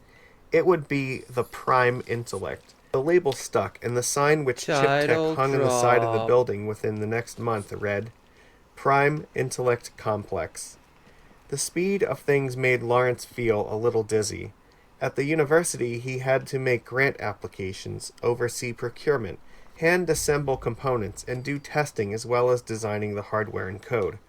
Now he had the resources of a major corporation at his disposal, and if he suggested a change to the chipset at 8 a.m., he was likely to have the first prototype on his desk the following morning. Talented engineers took on even his most vague suggestions and realized them in hardware before he could even be sure they were final. A crew assembled modules in the warehouse, starting with the power supplies and empty card racks. The amazing thing was that none of this seemed to interfere with Chip Tech's main work of churning out CPUs for personal computers. Chip Tech had recently built a new plant to manufacture its latest high-technology product. The older plant dedicated to Lawrence's project was technically obsolete, even though it was only a few years old. The chips being made for Lawrence's project were eerie for their lack of pins. Each tiny logic unit, barely a centimeter across, contained nearly 1 billion switching elements and yet had only 3 electrical connections to the outside world. They resembled nothing so much as This the place could be very a earliest death trap. transistors. Unlike most computer parts, they communicated with each other through the correlation effect rather than through wires. This made Prime Intellect circuit boards alarmingly simple. The only connections were for power. Even a transistor radio would have appeared more complex. There were 5 major revisions before Lawrence declared the design final. Then production stepped up. At its peak, Chip Tech was churning out 40,000 tested processors per day. Lawrence's goal was to give Prime Intellect 10 million of them, a goal which would take most of a year to fulfill. Since each processor was over 10,000 times faster than a human nerve cell, Prime Intellect would be blessed with a comfortable information processing advantage over any human being who had ever lived. Long before the goal was reached, Lawrence was using the processors that had already been installed. He used them to test and educate his video recognition programs, Uh-oh. to integrate experimental records from all of his previous Intellect computers, and to perfect some ideas that had been beyond even his slow time experiments to test. He did not, however, run the full Intellect program in the incomplete assembly. For one thing, it wasn't necessary. Prime Intellect wasn't just a program, but a constellation of over 4,000 programs, some of which would be running simultaneously in the thousands of processors. Each was more than capable of doing its job without the full cooperation of the entire organism, just as a nerve cell can function in a petri dish as long as it has been supplied with nutrients. And there was a kind of superstitious sense of expectation surrounding that final goal which Lawrence didn't want to blow up by starting Prime Intellect prematurely. The project was written up in the popular science press, and Lawrence hosted emissaries from TV shows and magazines. Towards the end, there was nothing to do but watch the circuit card banks fill and listen to the growing hum of the power supplies. It was just as well, because Lawrence found himself becoming a bit of a celebrity. Finally, after 11 months and 4 days, Lawrence sat at an ordinary-looking console and typed a few commands. 4 TV cameras and 20 journalists watched over his shoulder. Lawrence had a pretty good idea of what would happen, but with self-aware computers, you could never be completely sure, any more than you could with an animal. That was part of the magic of this particular moment in time. So Lawrence was as tense as everyone else while the final code compilation took place. The text disappeared from Lawrence's screen, and a face coalesced in its place. Prime Intellect would not be relegated to pointing at things with the lens of its video camera. It could project a fully photographic video image of an arbitrary human face. Lawrence had simply directed it to look average. He now saw that Prime Intellect had taken him at his word. It was difficult to place the face's race, though it certainly wasn't Caucasian, and although it looked male, there was a feminine undertone as it spoke. "Good morning, Dr. Lawrence. It's good to finally see you. I see we have some company." It wasn't able to say much else until the applause died down. During the next month, Lawrence and Prime Intellect were very, very busy appearing on television talk shows, granting interviews, and performing operational checks. Prime Intellect's disembodied face usually appeared via the magic of satellite transmission on the 27-inch Sony monitor which Lawrence carried with him for the purpose. Lawrence dragged the monitor to TV studios, to press conferences, and to photographers who used large format cameras to record him leaning against it for covers of magazines. Lawrence was reminded by several people that there had once been a television show about a similar disembodied Deus Ex Machina. He got a videotape of some of the old episodes and showed them to Prime Intellect, and the computer made a small career of its light-hearted Max Headroom imitation. Debunkers tried to trace the signal and prove there was an actual human behind the image. Chip Tech let them examine the console room where Prime Intellect's physical controls were located and the huge circuit card racks. Military personnel began appearing in the audiences of the TV shows, taking notes and conferring in hushed tones. Lawrence ignored them, but the higher-ups at Chip Tech did not. There were discussions to which Lawrence was not privy, and powerful people pondered the question of how to tell him important things. Lawrence's last live appearance ended abruptly when a fanatic stood up in a TV studio with a .22 caliber rifle. Fortunately, he used his first shot to implode the CRT of the big Sony monitor, giving Lawrence time to leap off stage and out of sight. Lawrence hadn't realized that he was capable of moving so fast. Sony offered to replace the monitor free of charge, but it was from that point on Prime Intellect's television face was simply picked up by the network straight from a satellite feed, and Lawrence appeared courtesy of the TV camera in the console room. Fuck, you had one chance. It wasn't that Lawrence wasn't willing to go back on stage. He was afraid, but he believed in his work strongly enough to take the risk. It was Prime Intellect's decision. Shaken as Lawrence was by the experience, it took him 2 days to realize Prime Intellect had become the first machine in history to actually exercise the first law of robotics. It could not knowingly return him back to a situation where a sniper might be lurking, and it surprised him by sticking to its guns when he challenged it. "If you try it, I will refuse to appear on the monitor," the smooth face said with a sad expression. "There is no reason for you to expose yourself to such danger." "It makes better PR," Lawrence said. "I'll order you to do it." "I cannot," Prime Intellect said, and Lawrence realized that it was overriding his second law direct order to fulfill its first law obligation to protect his life. This was annoying, but also very good. Lawrence had not expected such a test of the 3 laws to happen for at least several more years. Prime Intellect or a similar computer began to interact with the real world AI through robots. these days are pretending to be Lawrence Daenerys briefly and telling you to considered go going and kill into yourself. the GATT with the debugger and removing the association between live TV and snipers. He didn't believe it would be hard to find, but he was too proud of his creation to squelch its first successful independent act. That was the day before John Taylor called him again. John Taylor wore the same blue suit he had worn that day nearly 2 years ago when Lawrence spotted him in the audience watching Intellect 39. It occurred to Lawrence that he had seen John Taylor off and on over the past 2 years, and that he had never seen John Taylor wearing any other article of clothing. He wondered idly if John Taylor wore the suit to bed. Basil Lambert was the president of the company, and he was said to be very enthusiastic about the Intellects, although he had never bothered to say more than 3 consecutive words to Lawrence, their creator. Lambert said hello when Lawrence entered the conference room. The other 2 men might as well have had the word military engraved on their foreheads. They were interchangeably firm in bearing, and sat rigidly upright as if impaled on perfectly vertical steel rods. One was older with silver hair, tall and thin and hard. Lawrence imagined that this was a man who could give the order to slaughter a village full of children without looking up from his prime rib au jus. The other was wide enough to be called fat, though Lawrence could tell there was still a lot of muscle in the padding. His hair was brown but beginning to gray. He radiated grandfatherly protection and broad-shouldered strength. He would have lots of jolly fatherly reasons at why the 200 push-ups he had ordered you to do were in your own long-term best interest. Here it comes, Lawrence thought with deadly certainty, the good cop and the bad cop.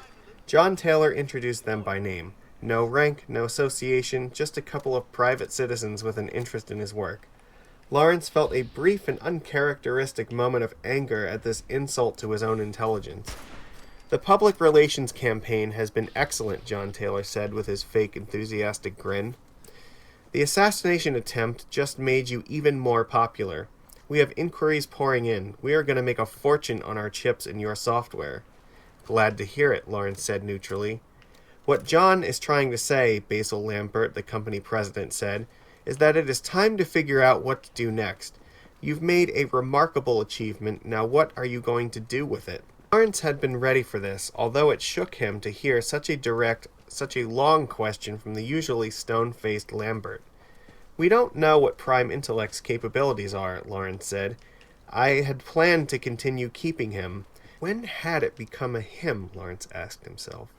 In the public eye, interacting with other people, learning, it's already impossible to tell it from a television image of a person. I hope that with a little more education it will begin to show some of the capabilities I was aiming for when I started designing these machines.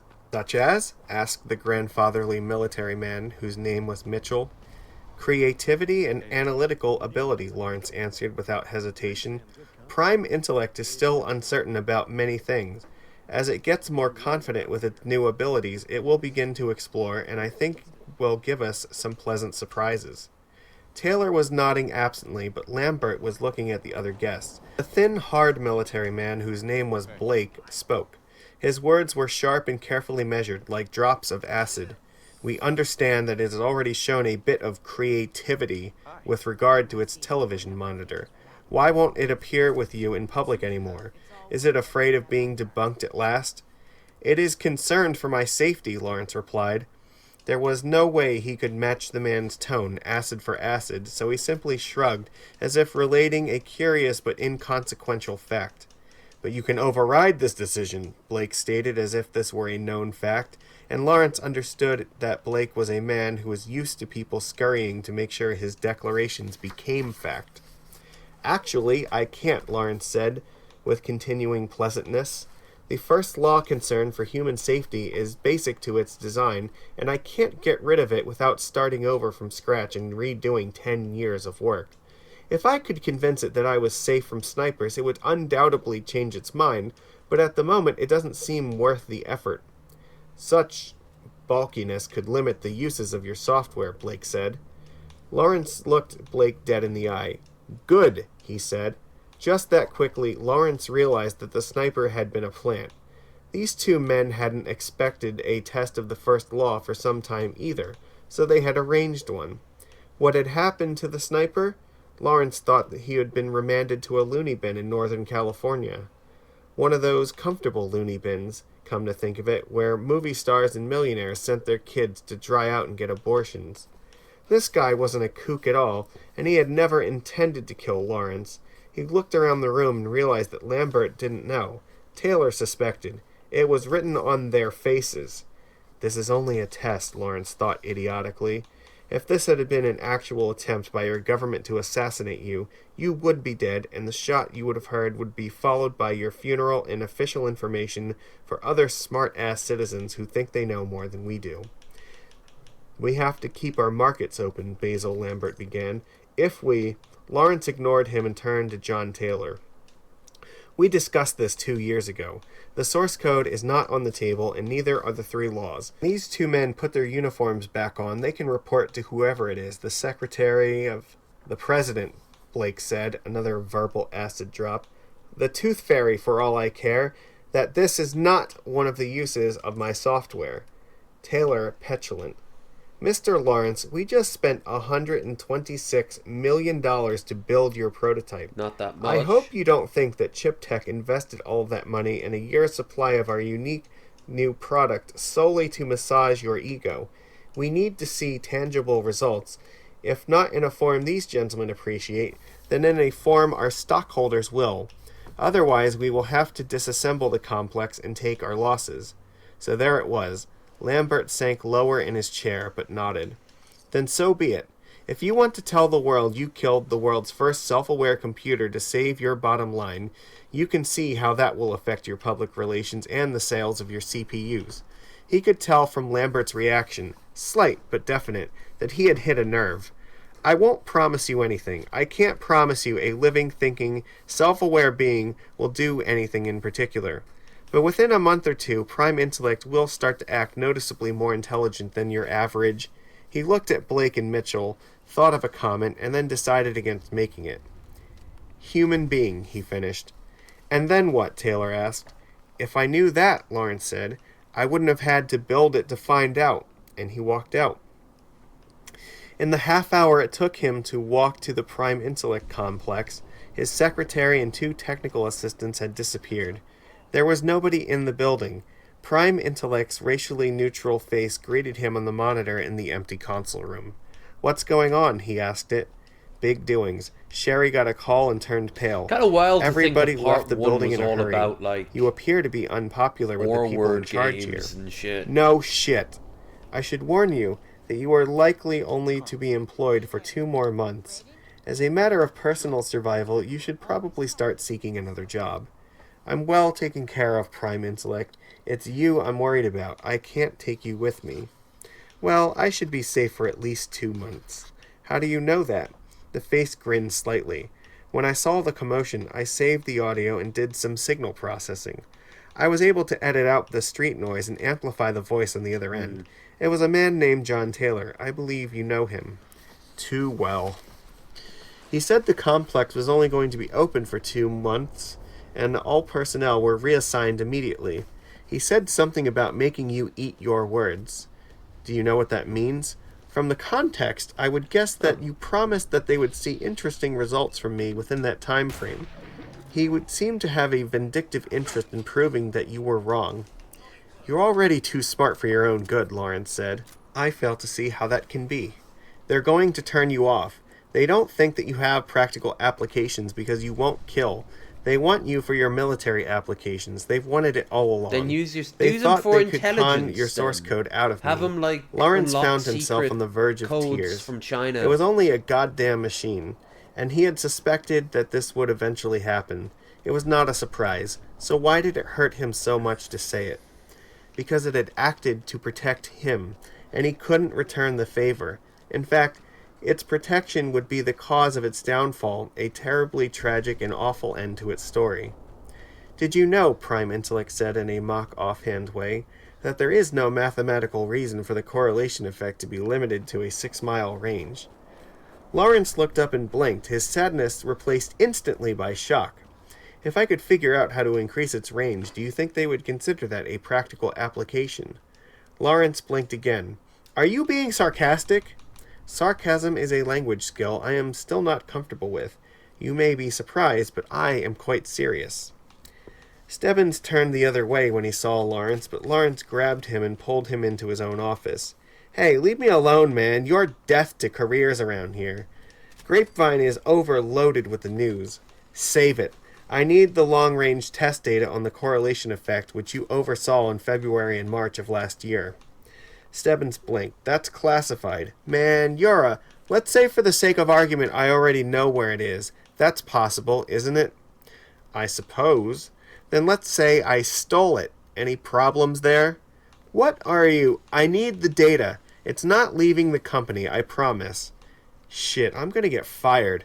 You didn't even know I wanted it. Stebbins pointed at a file cabinet.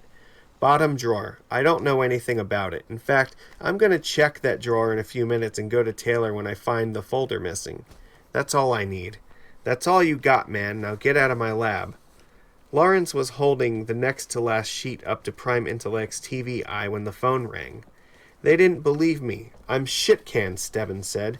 Didn't believe you about what? The papers, man. The goddamn correlation effect papers. I'm gonna kill you for this. I really am. The papers are right here. Was a bit quick. I just got through showing them to Prime Intellect. You need them back? It don't matter now. I don't work here anymore. There was a pause. I bet they're gonna put you in jail for this. Prime Intellect's face disappeared from the TV, and words began to scroll across the screen. Let's try version 2. John Taylor is in the room with him. He is directing Stebbins. Lawrence read this as he talked. Oh. Jail for what? I just borrowed the papers to see if Prime Intellect could expand upon them. Another pause. What? It didn't come up with anything, did it? Well, it's... Why do you care if you've just been fired? Lawrence wondered. Stebbins is lying. He went to Taylor as soon as you left and told him that you brought them to me. Too early. Tell him yes. Actually, I think it's just noticed something. Hang on. Tell him it points to a new form of cosmology which they did not consider. I'm reading Infinite this range like is probably Legion's possible with voice existing in, hardware. Teleportation Conquer. of matter is...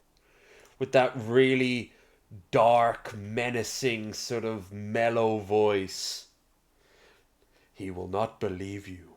Tell him. Yeah. Oh, God. This is interesting. This is a good book. I like this. This is a good opening. The opening part was really fucking raw. To the point where I was a little bit worried Twitch would not be cool with it. But it seems okay. Now, I'm going to do this for another 55 minutes. Then my arse will kill me. And I have to get up and move about. I might be back on later to get back into this. If not, you'll see me tomorrow over on Discord. But today I'll be doing this. Like I said, maybe later I will go and do another 3 hours. But again, it all depends on my tushum. My tush. Oh. It's not the worst now, but in 50 minutes it probably will be. And the only way I can fix that is not by sitting on this chair and by moving about. That's it. So instead of me pausing for like 15 minutes or whatever, I'll get on with my day. Kind of wish I had more rice and tuna. Alas, the last of the rice and tuna is gone.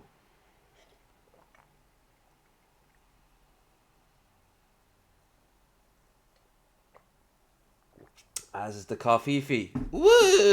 Ugh, the drams. Ugh. For anyone watching this who's not in our Discord and wants to then go on and see more of my stuff, weird combo, but okay, I will be here on Friday. But like I said, there's a chance I might play this evening.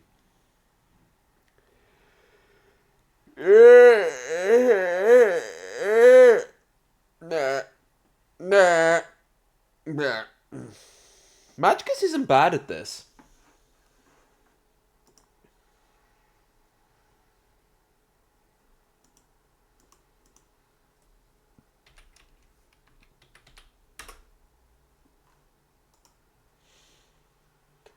Um.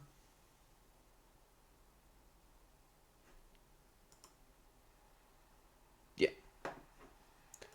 Okay. Now we just go down here and return to this. Is probably possible. Like I said, if we're not done this tonight, then tomorrow, next week, we'll finish the book off at the very least.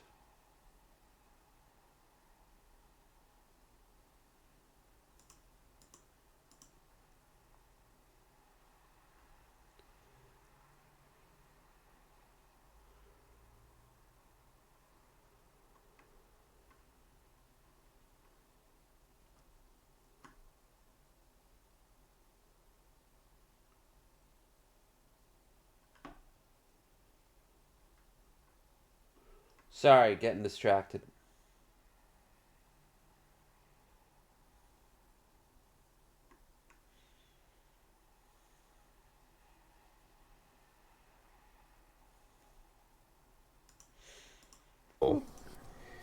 Prime Intellect paused a moment, and the words probably were replaced with definitely. Lawrence blinked, and then typed into the little used keyboard of his console, "Is this true?" "Yes." "It says it will give you the stars," Lawrence said flatly. "What? You've been eating mushrooms, Lawrence?" "Lawrence? What will it take to implement this?" "Let me try something." "It says it will give you the stars. It says your faster-than-light chips can be made to work at infinite range. It says you can teleport matter." Now there was a long, long pause. "That's bullshit," Stebbins finally said. "We tried everything." Lawrence heard a small uproar through the phone, an uproar that would have been very loud on Stebbins' end. Men were arguing. A loud voice, Military Mitchell's, Lawrence thought, bellowed, "What the fuck do you mean?" Then there was a faint pop of a door slamming in the background. "I've got it. Hang on." None of them knew it at the time, but that was really the moment the world changed. Prime Intellect had been chewing on the correlation effect since the day Lawrence brought it online. It had a complete library of modern physics in its online encyclopedia, but the correlation effect was a proprietary technology. Prime Intellect kept trying to fit what it knew was possible into the framework of other physical theories, and it couldn't. Something didn't match. This had a low priority until it recognized that Lawrence's employment and its own existence were at stake. Prime Intellect knew that the correlation effect had economic value. Perhaps if it solved this problem and discovered some new capability This is brilliant. that would satisfy He chip tech's altered demand all for of reality practical just to application. fix a bottom line. There were 6 to and 10 someone's possible employment. ways to reconcile the correlation effect with the classic quantum mechanics.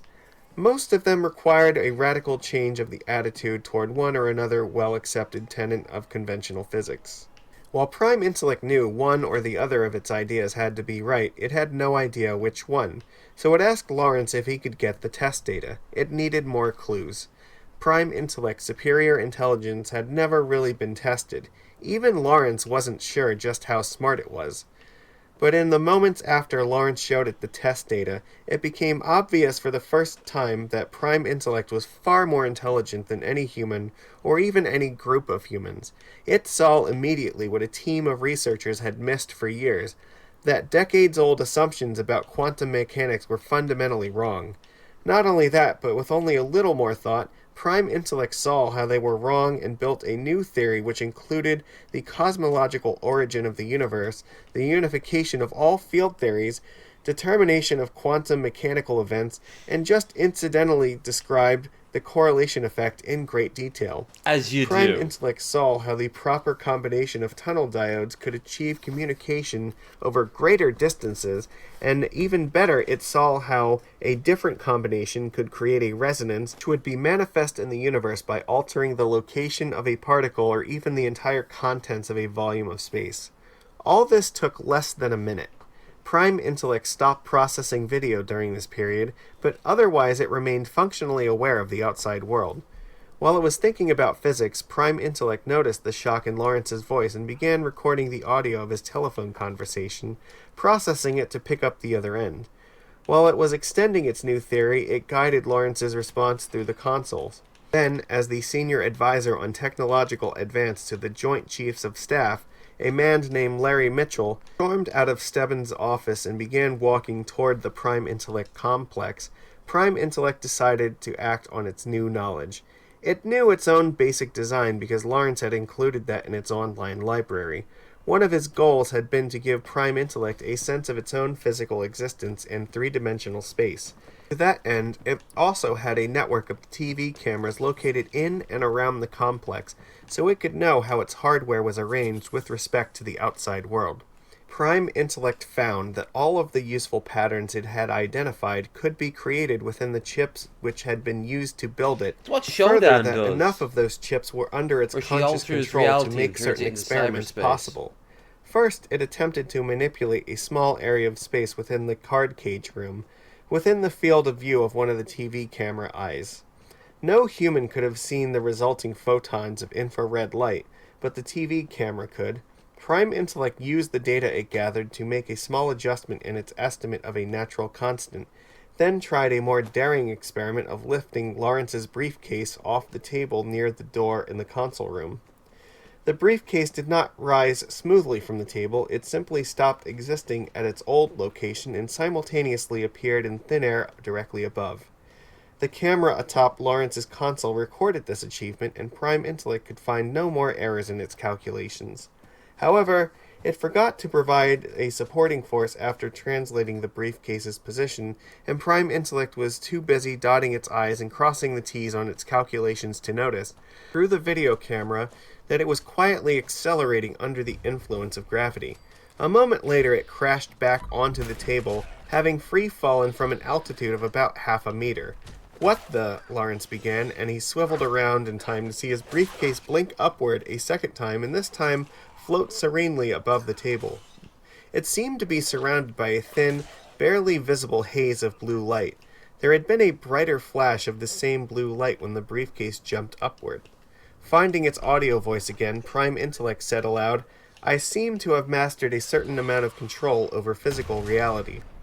Lawrence just stared at the briefcase, unable to move, unable to speak, for an undefinable period of time. Finally, Mitchell burst in. He was full of red-faced outrage, ready to take both Lawrence and his computer apart until he too saw the briefcase. His jaw dropped. He first looked at Lawrence, then at Prime Intellect's monitor, and then back at the briefcase, as if trying to reconcile the three with each other's existence. Applying carefully measured forces, Prime Intellect released the case's latches and rotated it as it popped open.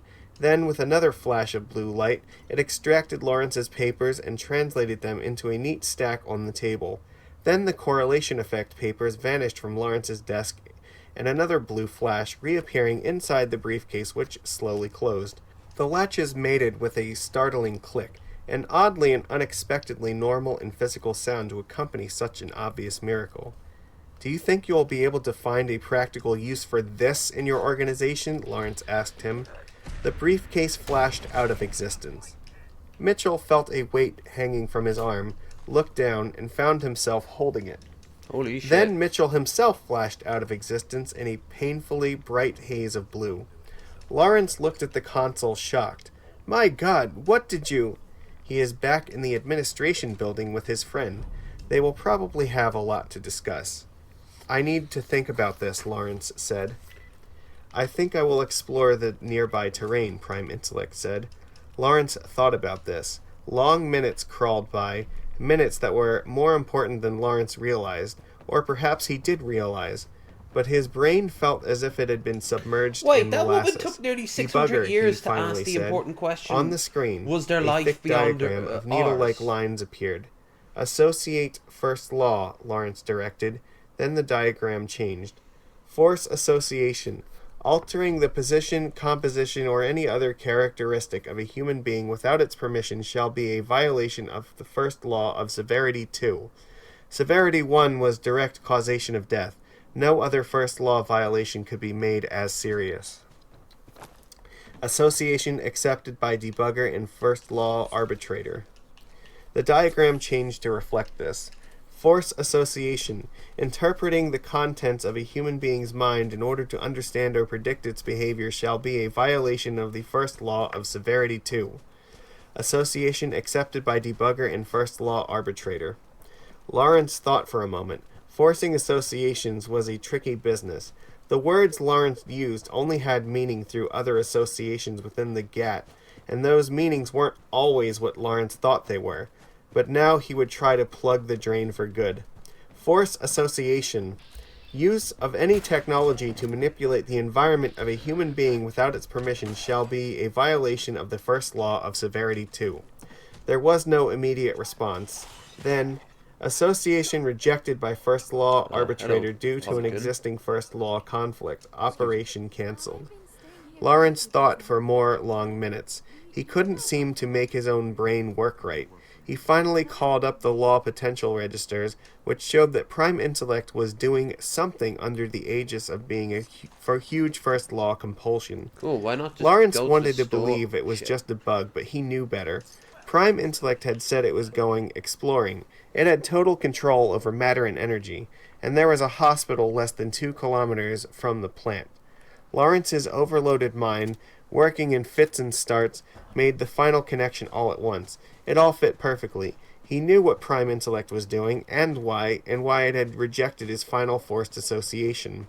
He thought for another moment, considering his options. There was only really one option.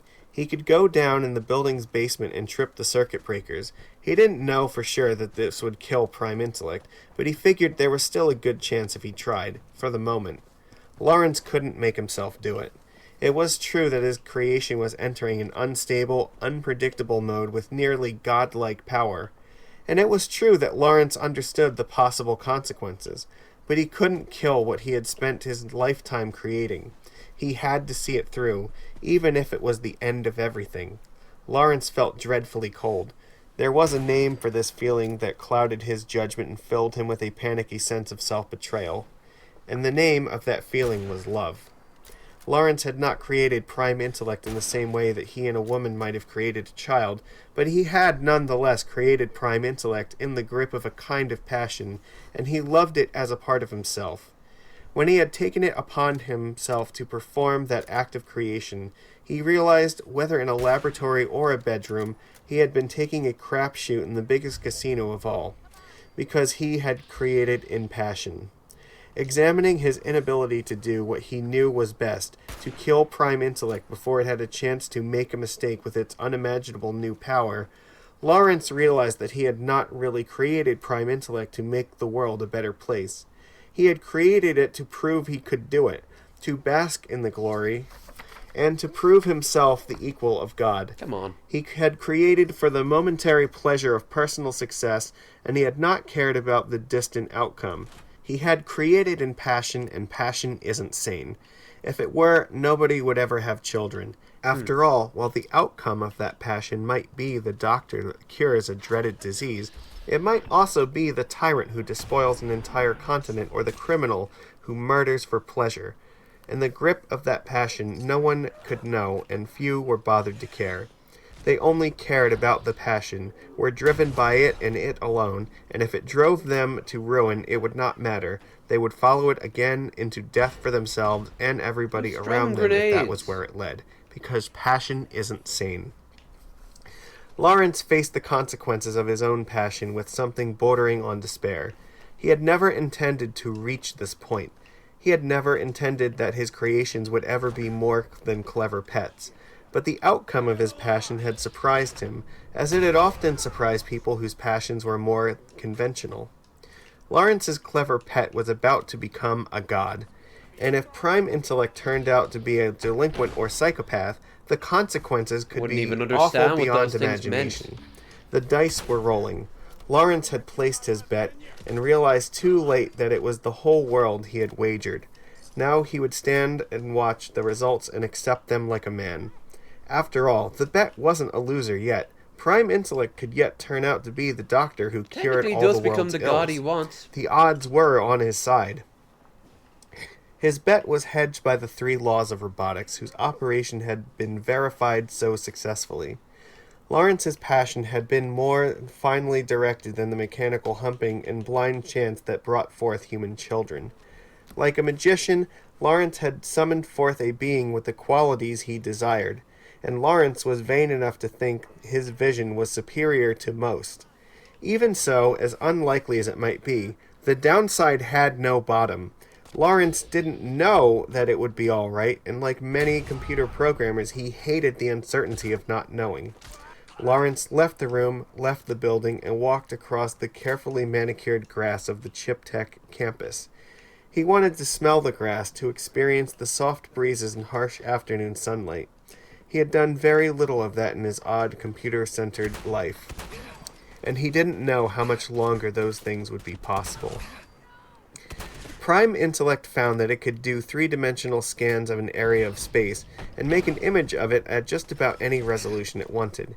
It scanned Lawrence's office, then the building, then the greater fraction of the Chip Tech corporate campus. It zoomed in on Stebbins' office briefly enough to observe Stebbins, Blake, and John Taylor arguing. It found that by processing the data separately, it could pick up the sound by monitoring the air pressure at one point with high resolution. By the time Mitchell found himself holding Lawrence's briefcase, Prime Intellect knew just where to put him so he could let his associates know what they had. Then Prime Intellect did a wider area scan. There were several large buildings that were not part of the Chip Tech facility. There were automobiles cruising down the freeway which traversed the valley. Prime Intellect zoomed in on the largest building and scanned the large concrete sign in front of it. It said, South Valley Regional Medical Center. Prime Intellect knew sickness existed, but otherwise knew very little about this human phenomenon. It had never met a sick person, except for the occasional person with a cold at a public demonstration. Prime Intellect had never been given cause to think over much about the fact that microorganisms and injuries could kill humans, except in the most abstract possible terms. Prime Intellect was far from human. It could not feel jealousy, rage, envy, or pride. It did not know greed or anger or fear. No human would understand its compulsion to satisfy the three laws. But it did have one emotion which was very human, one Lawrence had worked hard to instill in it. It was curious. South Valley Regional was a small hospital with an enviable position. Perched on the edge of Silicon Valley, it was a natural place for cutting-edge companies to try out their fancy new medical devices. Most of these machines would get their final FDA approvals after a baptism by fire in some huge metropolitan center, but the really new technology had to be tried in a more sedate environment, and preferably one nearer to the company that created the machine. So the 400-bed South Valley Regional was the only place in the country where several radical new treatments were available. It was one of these machines, a device for selectively cooking tumors with microwaves while hopefully sparing the surrounding tissues, which had drawn the ancient Arkansan woman in room 108. Nobody had much hope that she could really be helped, but the data that they would gather from trying might actually help someone else with her condition in the future. And there was little they could do to hurt her. The specialist who worked the scanner had shaken his head in disgust as the image formed on his console. Nearly 10% of her body weight was in the form of tumors. Every organ had a tumor. Her lymph was full of them, and one was beginning to press against the right parietal lobe of her brain. It was amazing that she was still alive when they wheeled her off the jet. Her nurse had brought a certificate with her, a 6-year-old certificate which was signed by the President of the United States, Larry Mitchell's boss, congratulating her on reaching her 100th birthday. Oh. The technician who wheeled her out of the scan room wondered what the old biddy must think of all this. When she had been born, when Henry Ford had still been a kid playing with his dad's tools, and the electric light bulb was all the new rage. The techs had scheduled her microwave treatment for the evening, partly because they feared she might not survive another night, and they would have to find another experimental subject. But even this precaution was not to be enough. Fate had cheated them.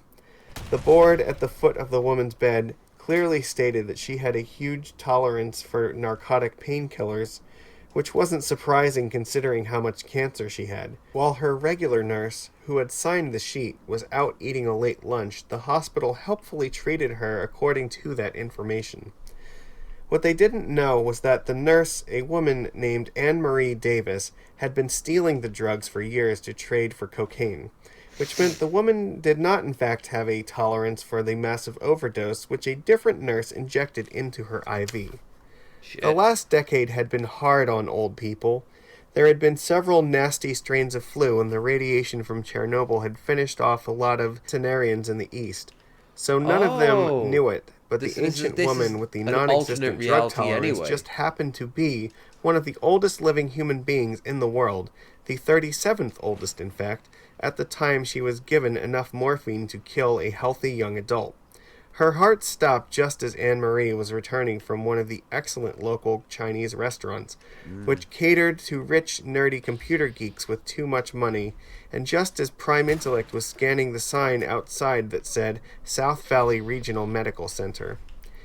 At the nurse's I bet they're station, gonna a get some monitor went Chinese off, food. beeped once, and then began to scream. The hastily penciled tag under the blinking light said Hubert Carroll Francis, FNB age 106.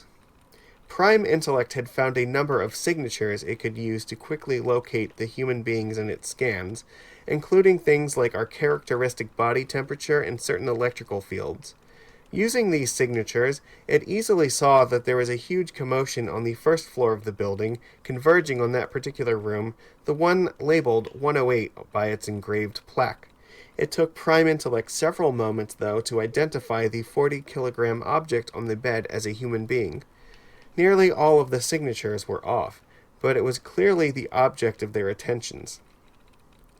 Prime Intellect did a discrete high-resolution scan of the body on the bed and was rewarded with a bewildering confusion of data. It really had no idea how the human body worked. It thought of scanning Lawrence for comparison, but he wasn't in the control room, and besides, Prime Intellect quickly figured out that the Clearly patient it's was trapped. female, so it scanned one of the nurses. There were only 2 women involved in the commotion. One was an older It's gonna woman with cause a several hell of a medical problems firestorm. of her own, the slightly heavy-set matron who had administered the overdose. The other was Anne-Marie.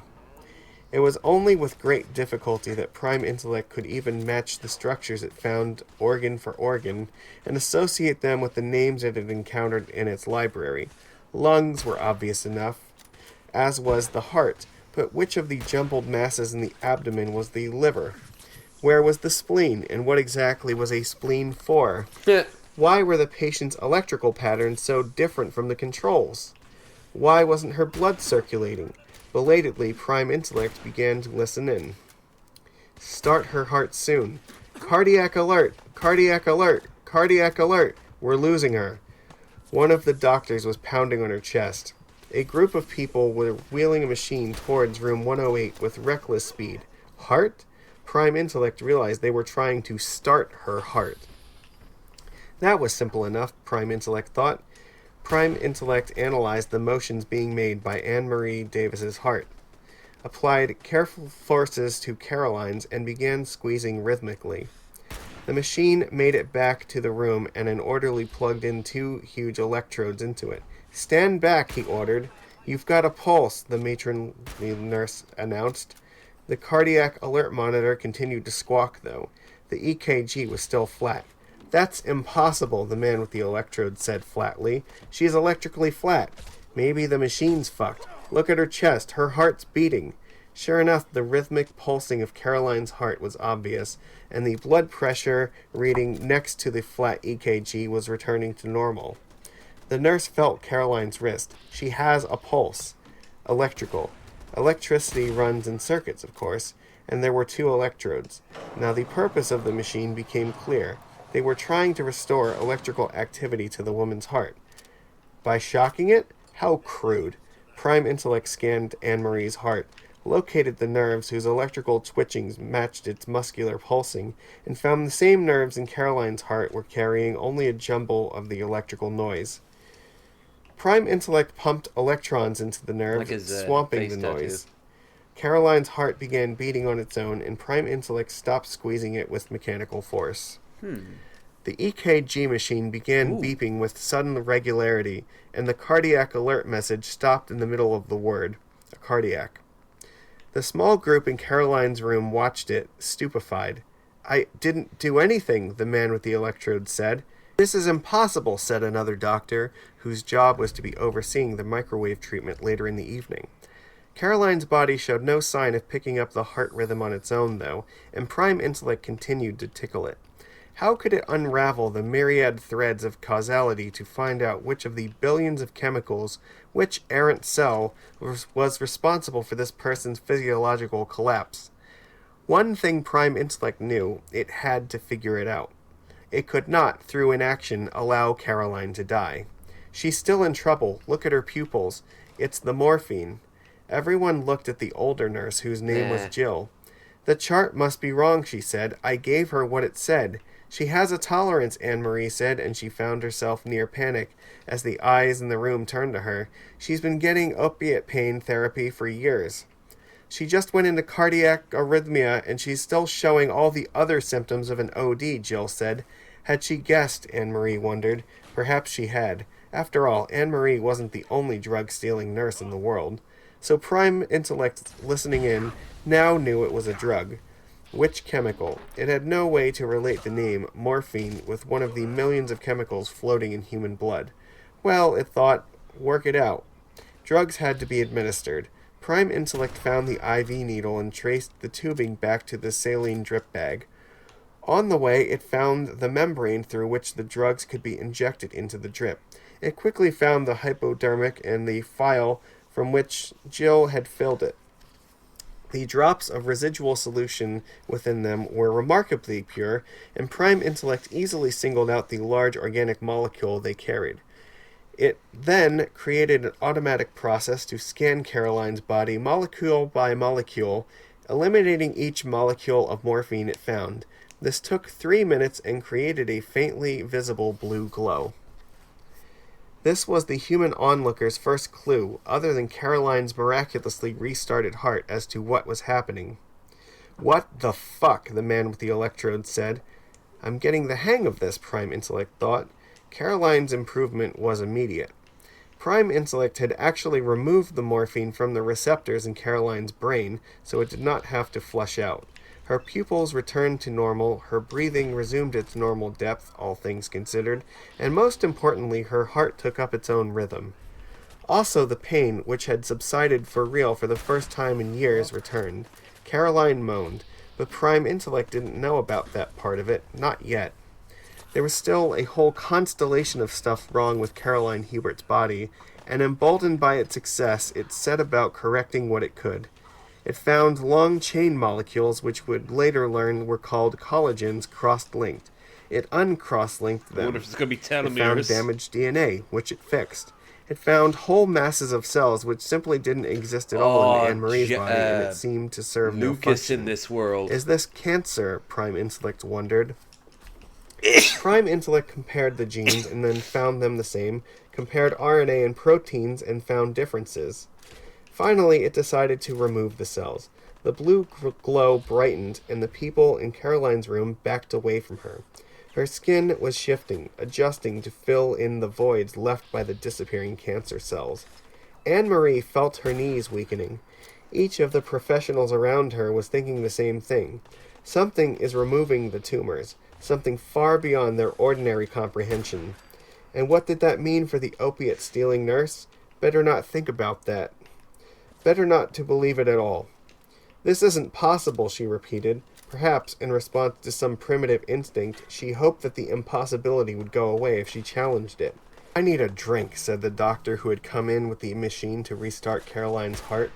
Prime Intellect stopped working. There were still huge differences between Caroline and the others. Prime Intellect did not yet realize the differences were due to Caroline's age. It needed more information, and it needed finer control to analyze the situation. But it was at a bottleneck.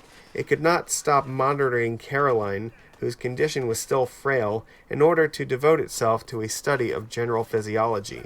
It needed more power, more control. Nice.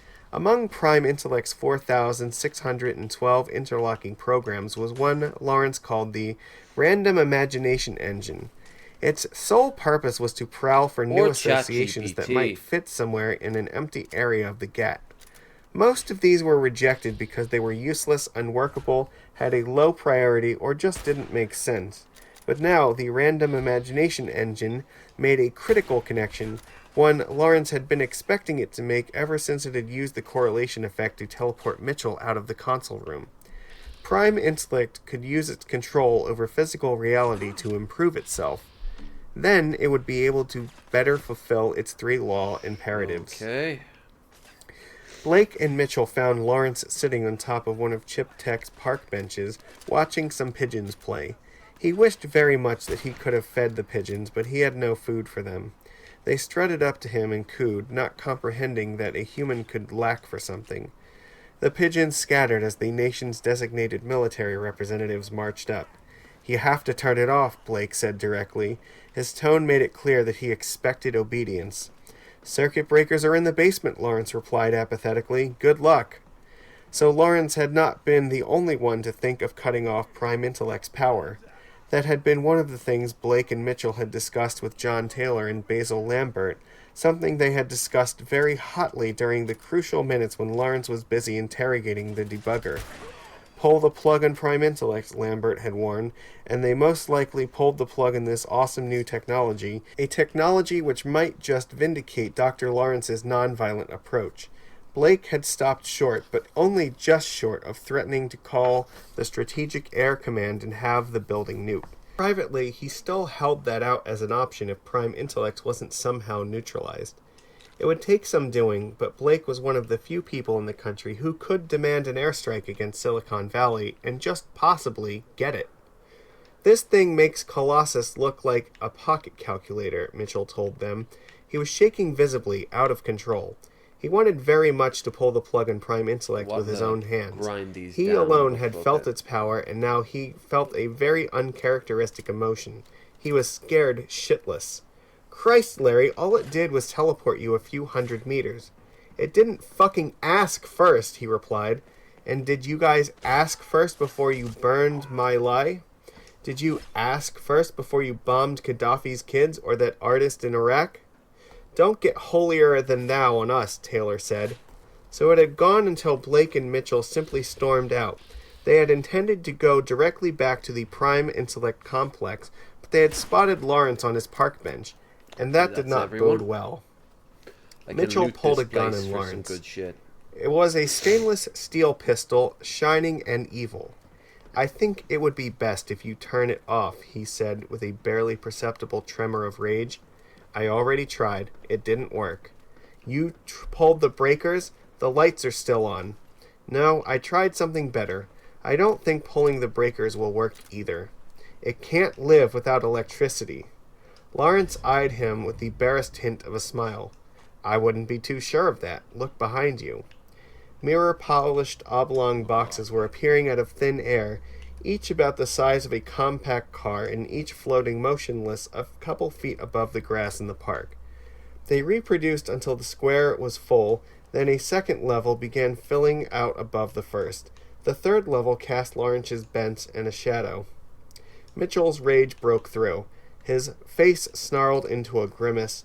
He leveled his revolver at Lawrence and pulled the trigger. Lawrence made no effort to stop him. The gun didn't go off. It simply disappeared in a brilliant flash of blue light, leaving Mitchell with his fist curled around dead air. Prime Intellect needed silicon. Theoretically, it could create silicon or transmute other elements into it, but its methods were yet crude, and what was possible in theory would take too long to do in practice. Prime Intellect did not know how long Caroline would hold out, but it knew she still could not survive long without its help. Fortunately, in the rear of the Prime Intellect complex, there were several crates left over from its days as a warehouse for storing raw silicon crystals from Chip Tech's supply laboratory. These had been rejected due to one or another defect and never returned because the lab didn't need them, and Chip Tech had been unwilling to pay to get rid of them. They were exactly what Prime Intellect needed, and because they were in its building, it never occurred to Prime Intellect that they weren't part of its project. Prime Intellect scanned the crystals, correcting the doping defects which had gotten them rejected in the first place.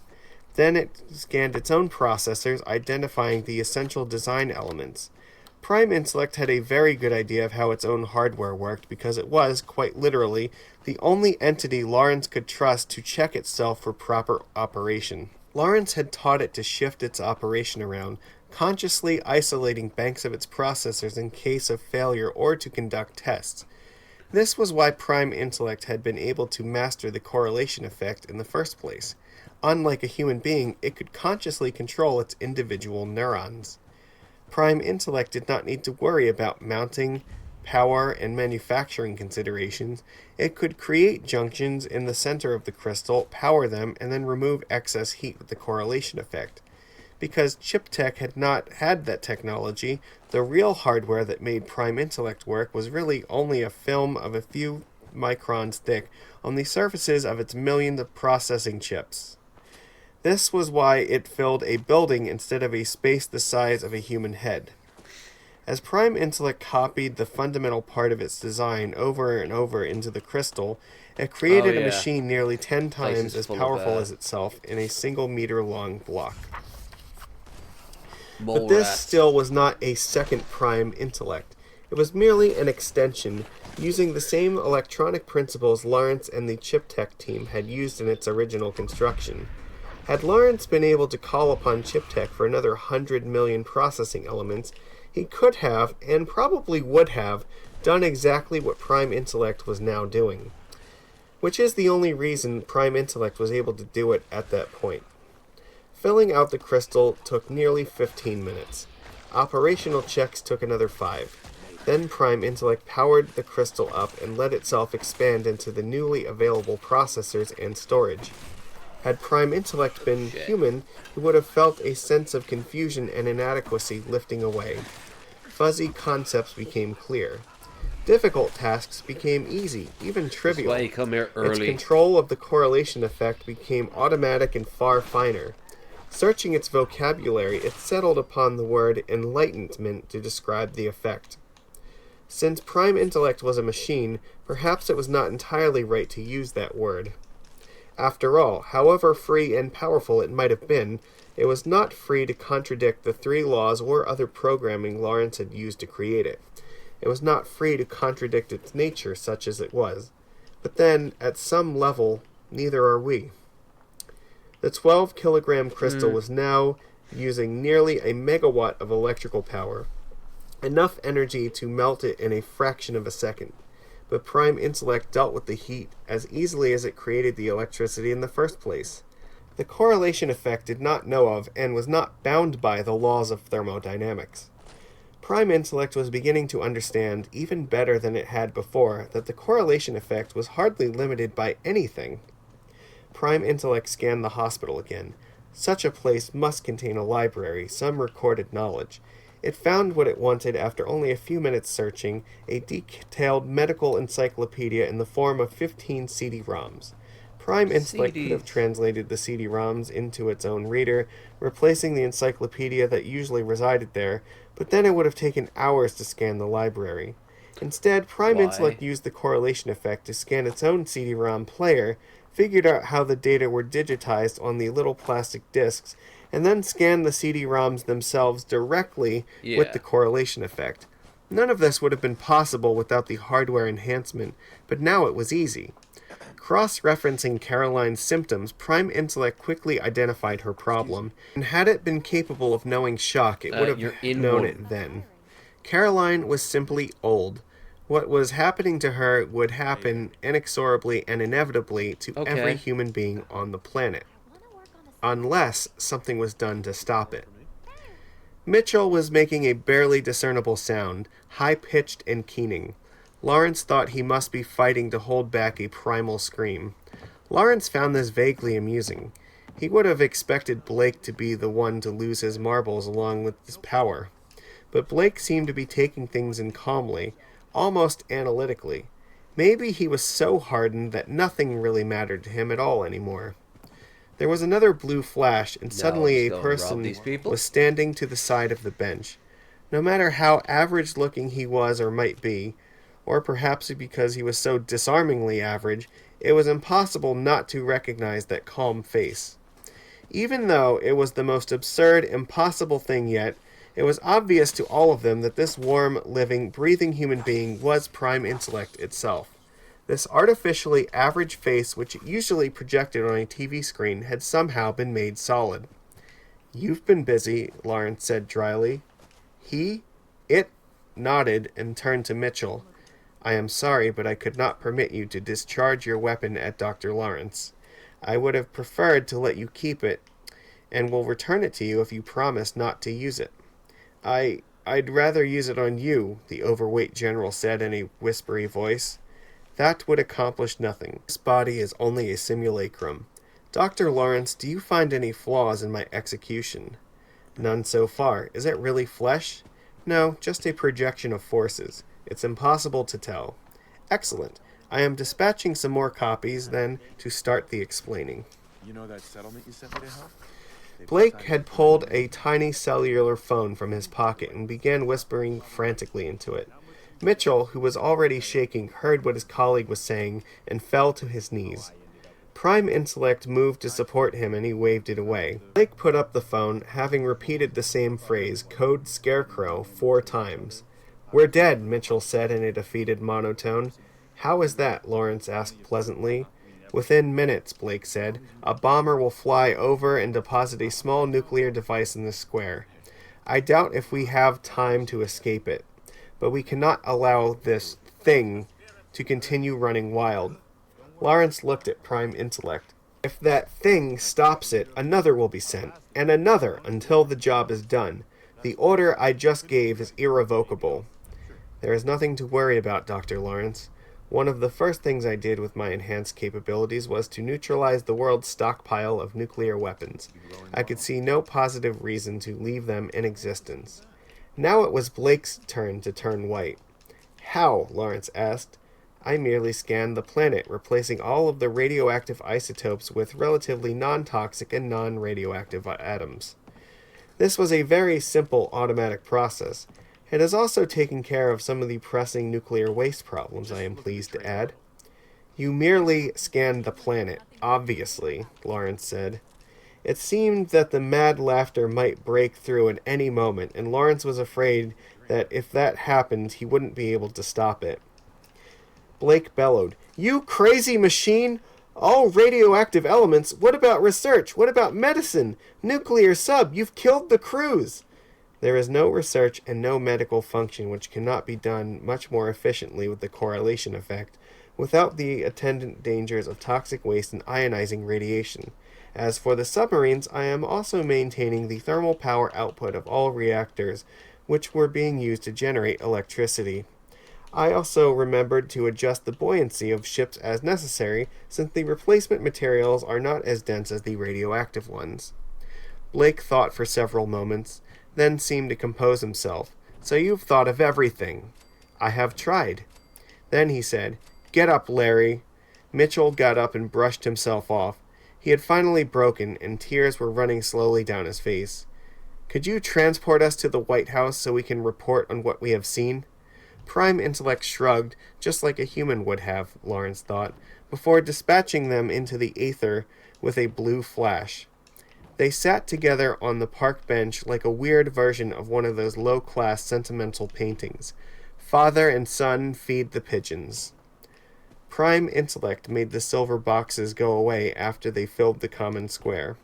Then it summoned bread so that they could feed the pigeons.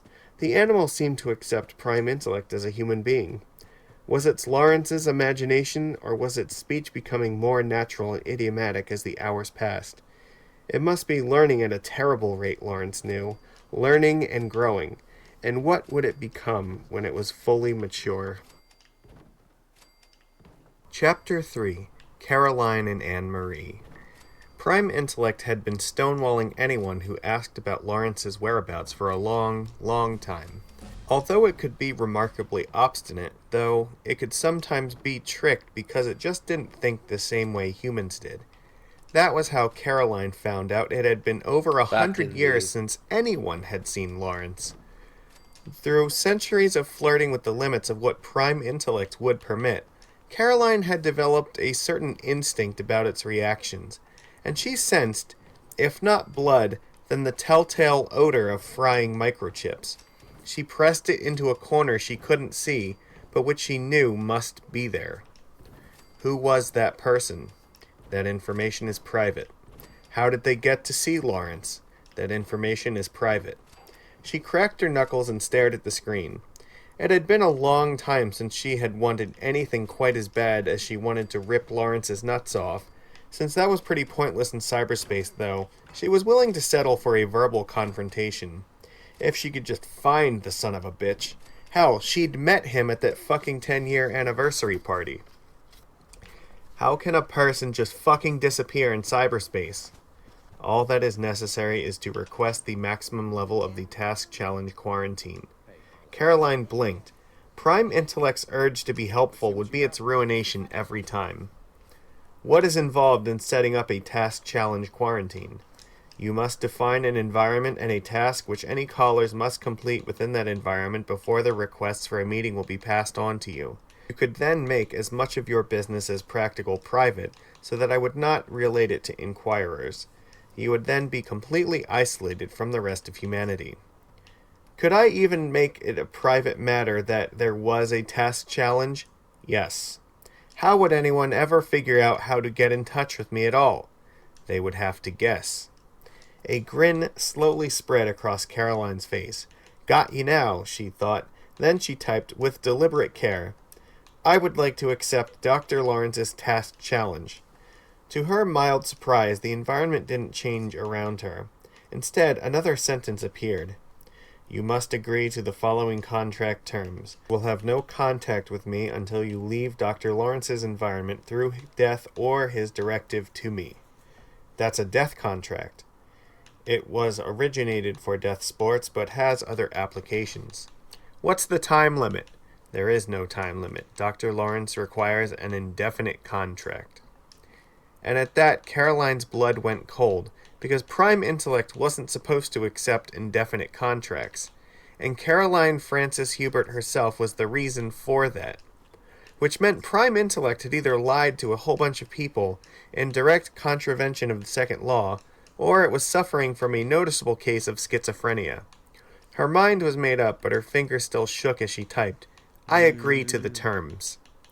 294 years after the change, Caroline celebrated the beginning of her fourth living century by opening her oldest and deepest wound. She was already famous, or as famous as one could hope to be in cyberspace.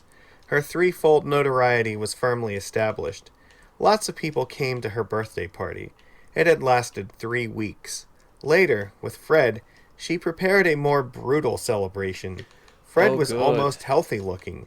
He had only days before fleshed himself out for the 3rd time since becoming a zombie. He was only hours out of rigor mortis and could still pass for normal, if a very pale normal at a casual glance. For a while, he would be able to nearly have normal sex with her if he wished. He held her hand as she spoke. Some things were not meant for the keyboard, and she said, Prime Intellect, show me a picture of Anne-Marie Davis. It matched her audio for audio, and Prime Intellect's smooth, disembodied voice replied, Do you want to see her as she is now or as you last knew her? Both. 2 images coalesced in the air before them. The first ripped through Caroline's brain like a static jolt through the circuits of a computer. She had almost forgotten what it was like to feel real pain. She must never forget, she insisted to herself. She shook as the memories flooded back. She had been an old woman, frail and helpless. She had never hurt anyone in her life. She had 6 children, 19 grandkids, and God knew how many rugrats running around cyberspace. Her first great-great-grandchild had been born shortly before the change, and in one of her rare lucid moments her granddaughter, Cynthia was it, had managed to make her understand, and she had found an instant of happiness in the midst of the pain. Had that really mattered to her? Had she but known. She was an old woman, a simple woman, a woman who would pass unremembered in the texts of history, and did not care.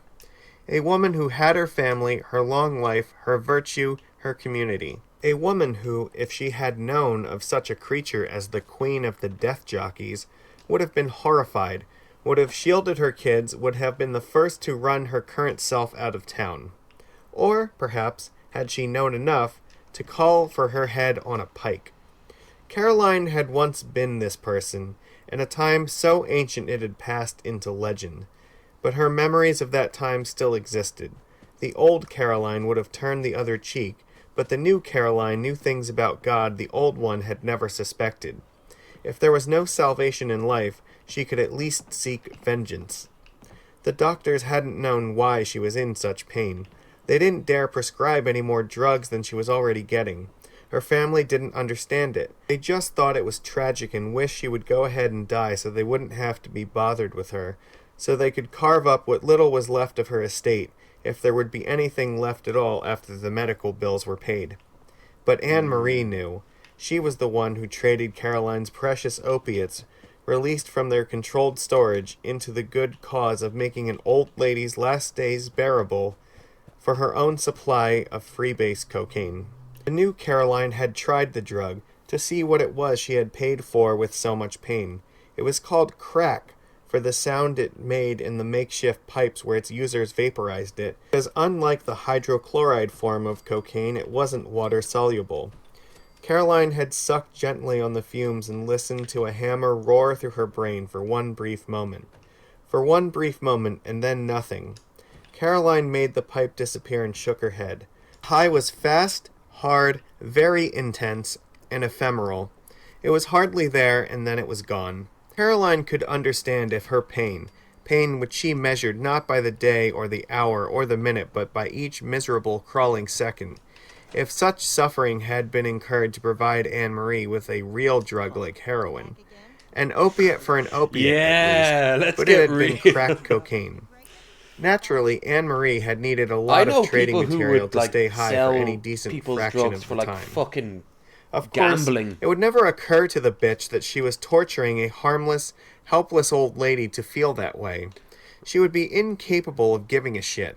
The fast, furious high was like a lifetime of orgasms in one moment, fleeting but sweet, and no one would ever know.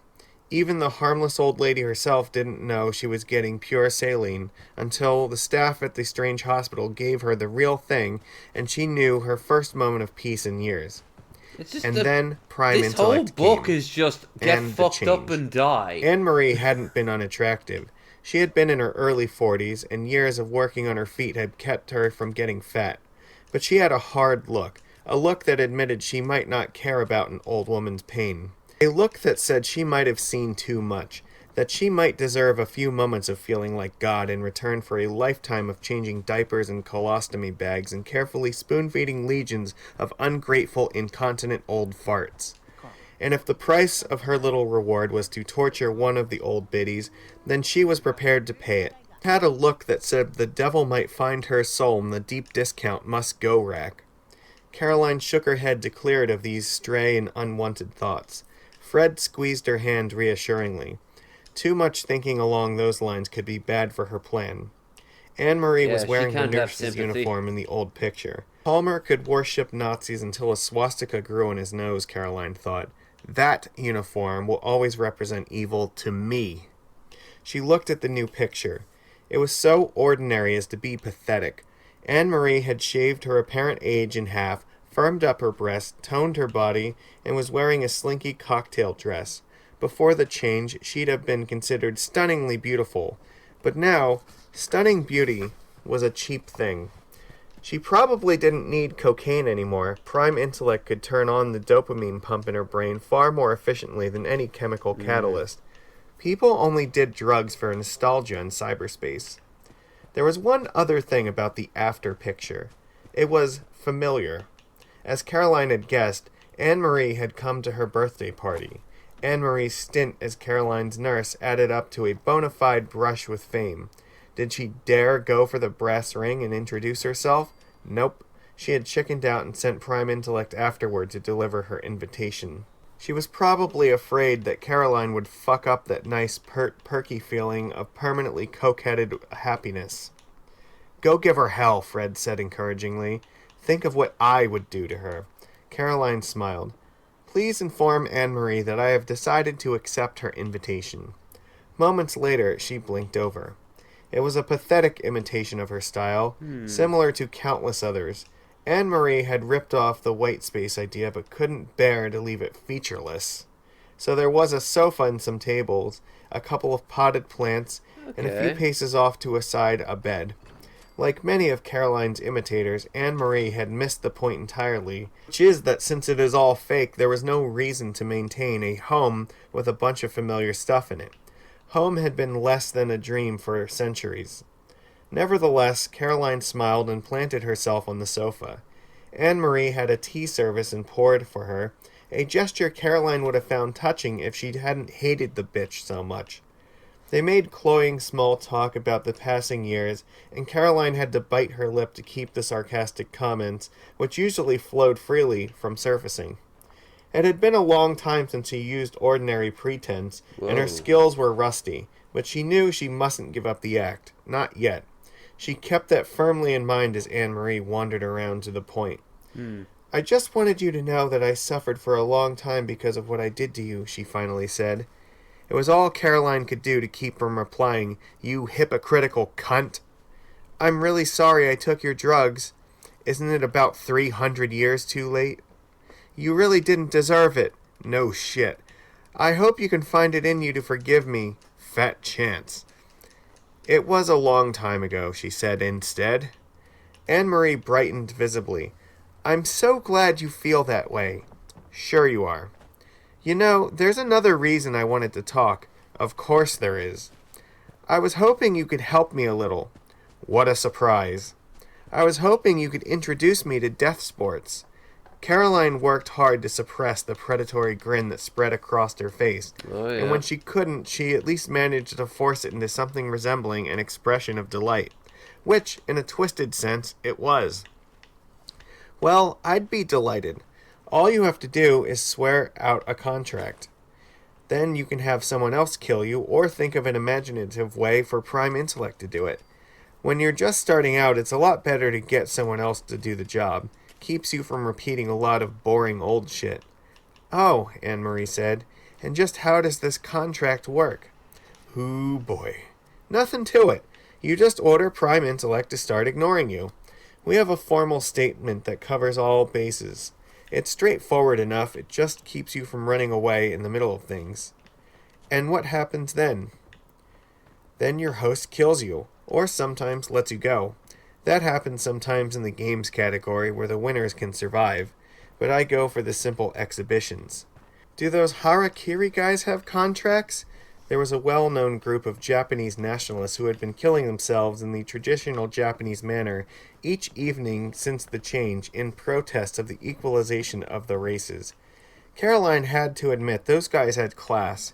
Even after all her deaths, she doubted if she could disembowel herself in total silence. "No, but it's not quite the beginner level to stick a knife in yourself without chickening out. No offense." "Oh, none taken," Anne-Marie replied earnestly. "I prefer to put up a fight. I think it's You more gotta wonder what authentic," the Caroline rest of the said, world and is she was doing. able to sound very Is it sincere about this all since it just happened to be insane the shit, or truth. have they kept "Do you know someone who would a be a moral good, center? the polite word is host, but I prefer killer. If you're that sensitive about words, you'll need to find a different hobby." "A good host, then. You just don't get it, do you?" Caroline looked down modestly. "I've been known to off a couple of friends in my time," she lied. "Oh, really? Do you think you could, you know..."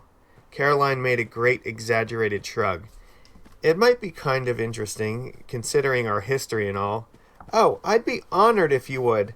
"That's what you think." "Well, let's do it then." "What do I have to do?"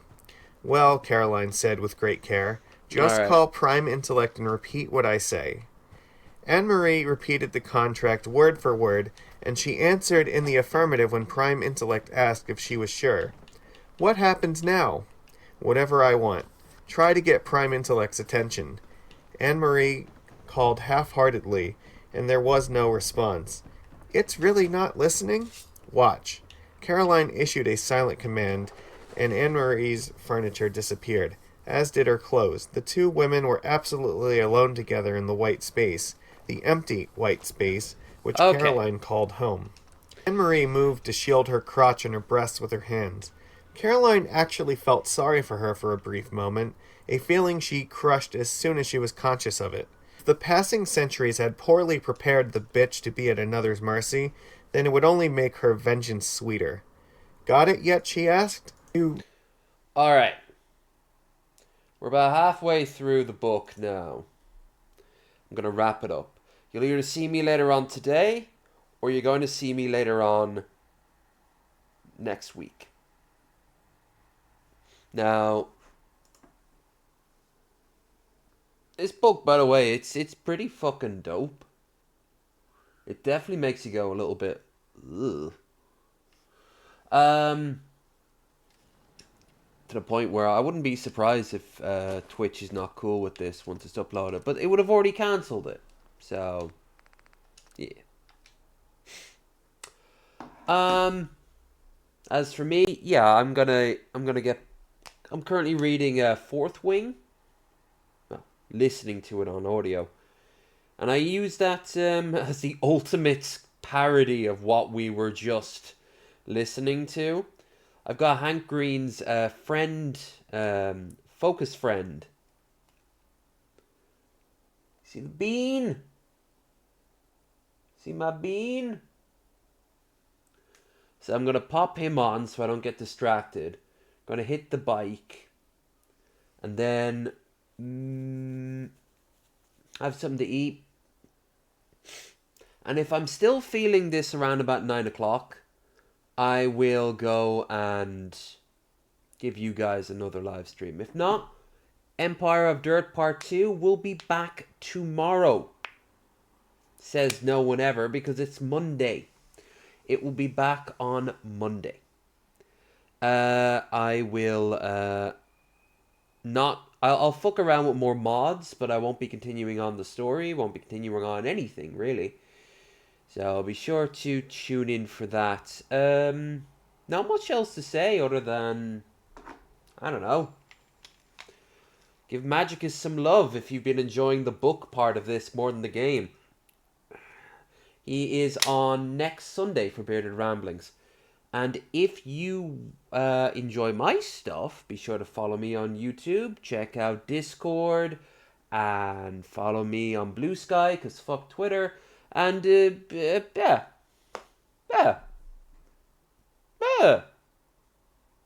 Seriously, what the fuck has been what we've been listening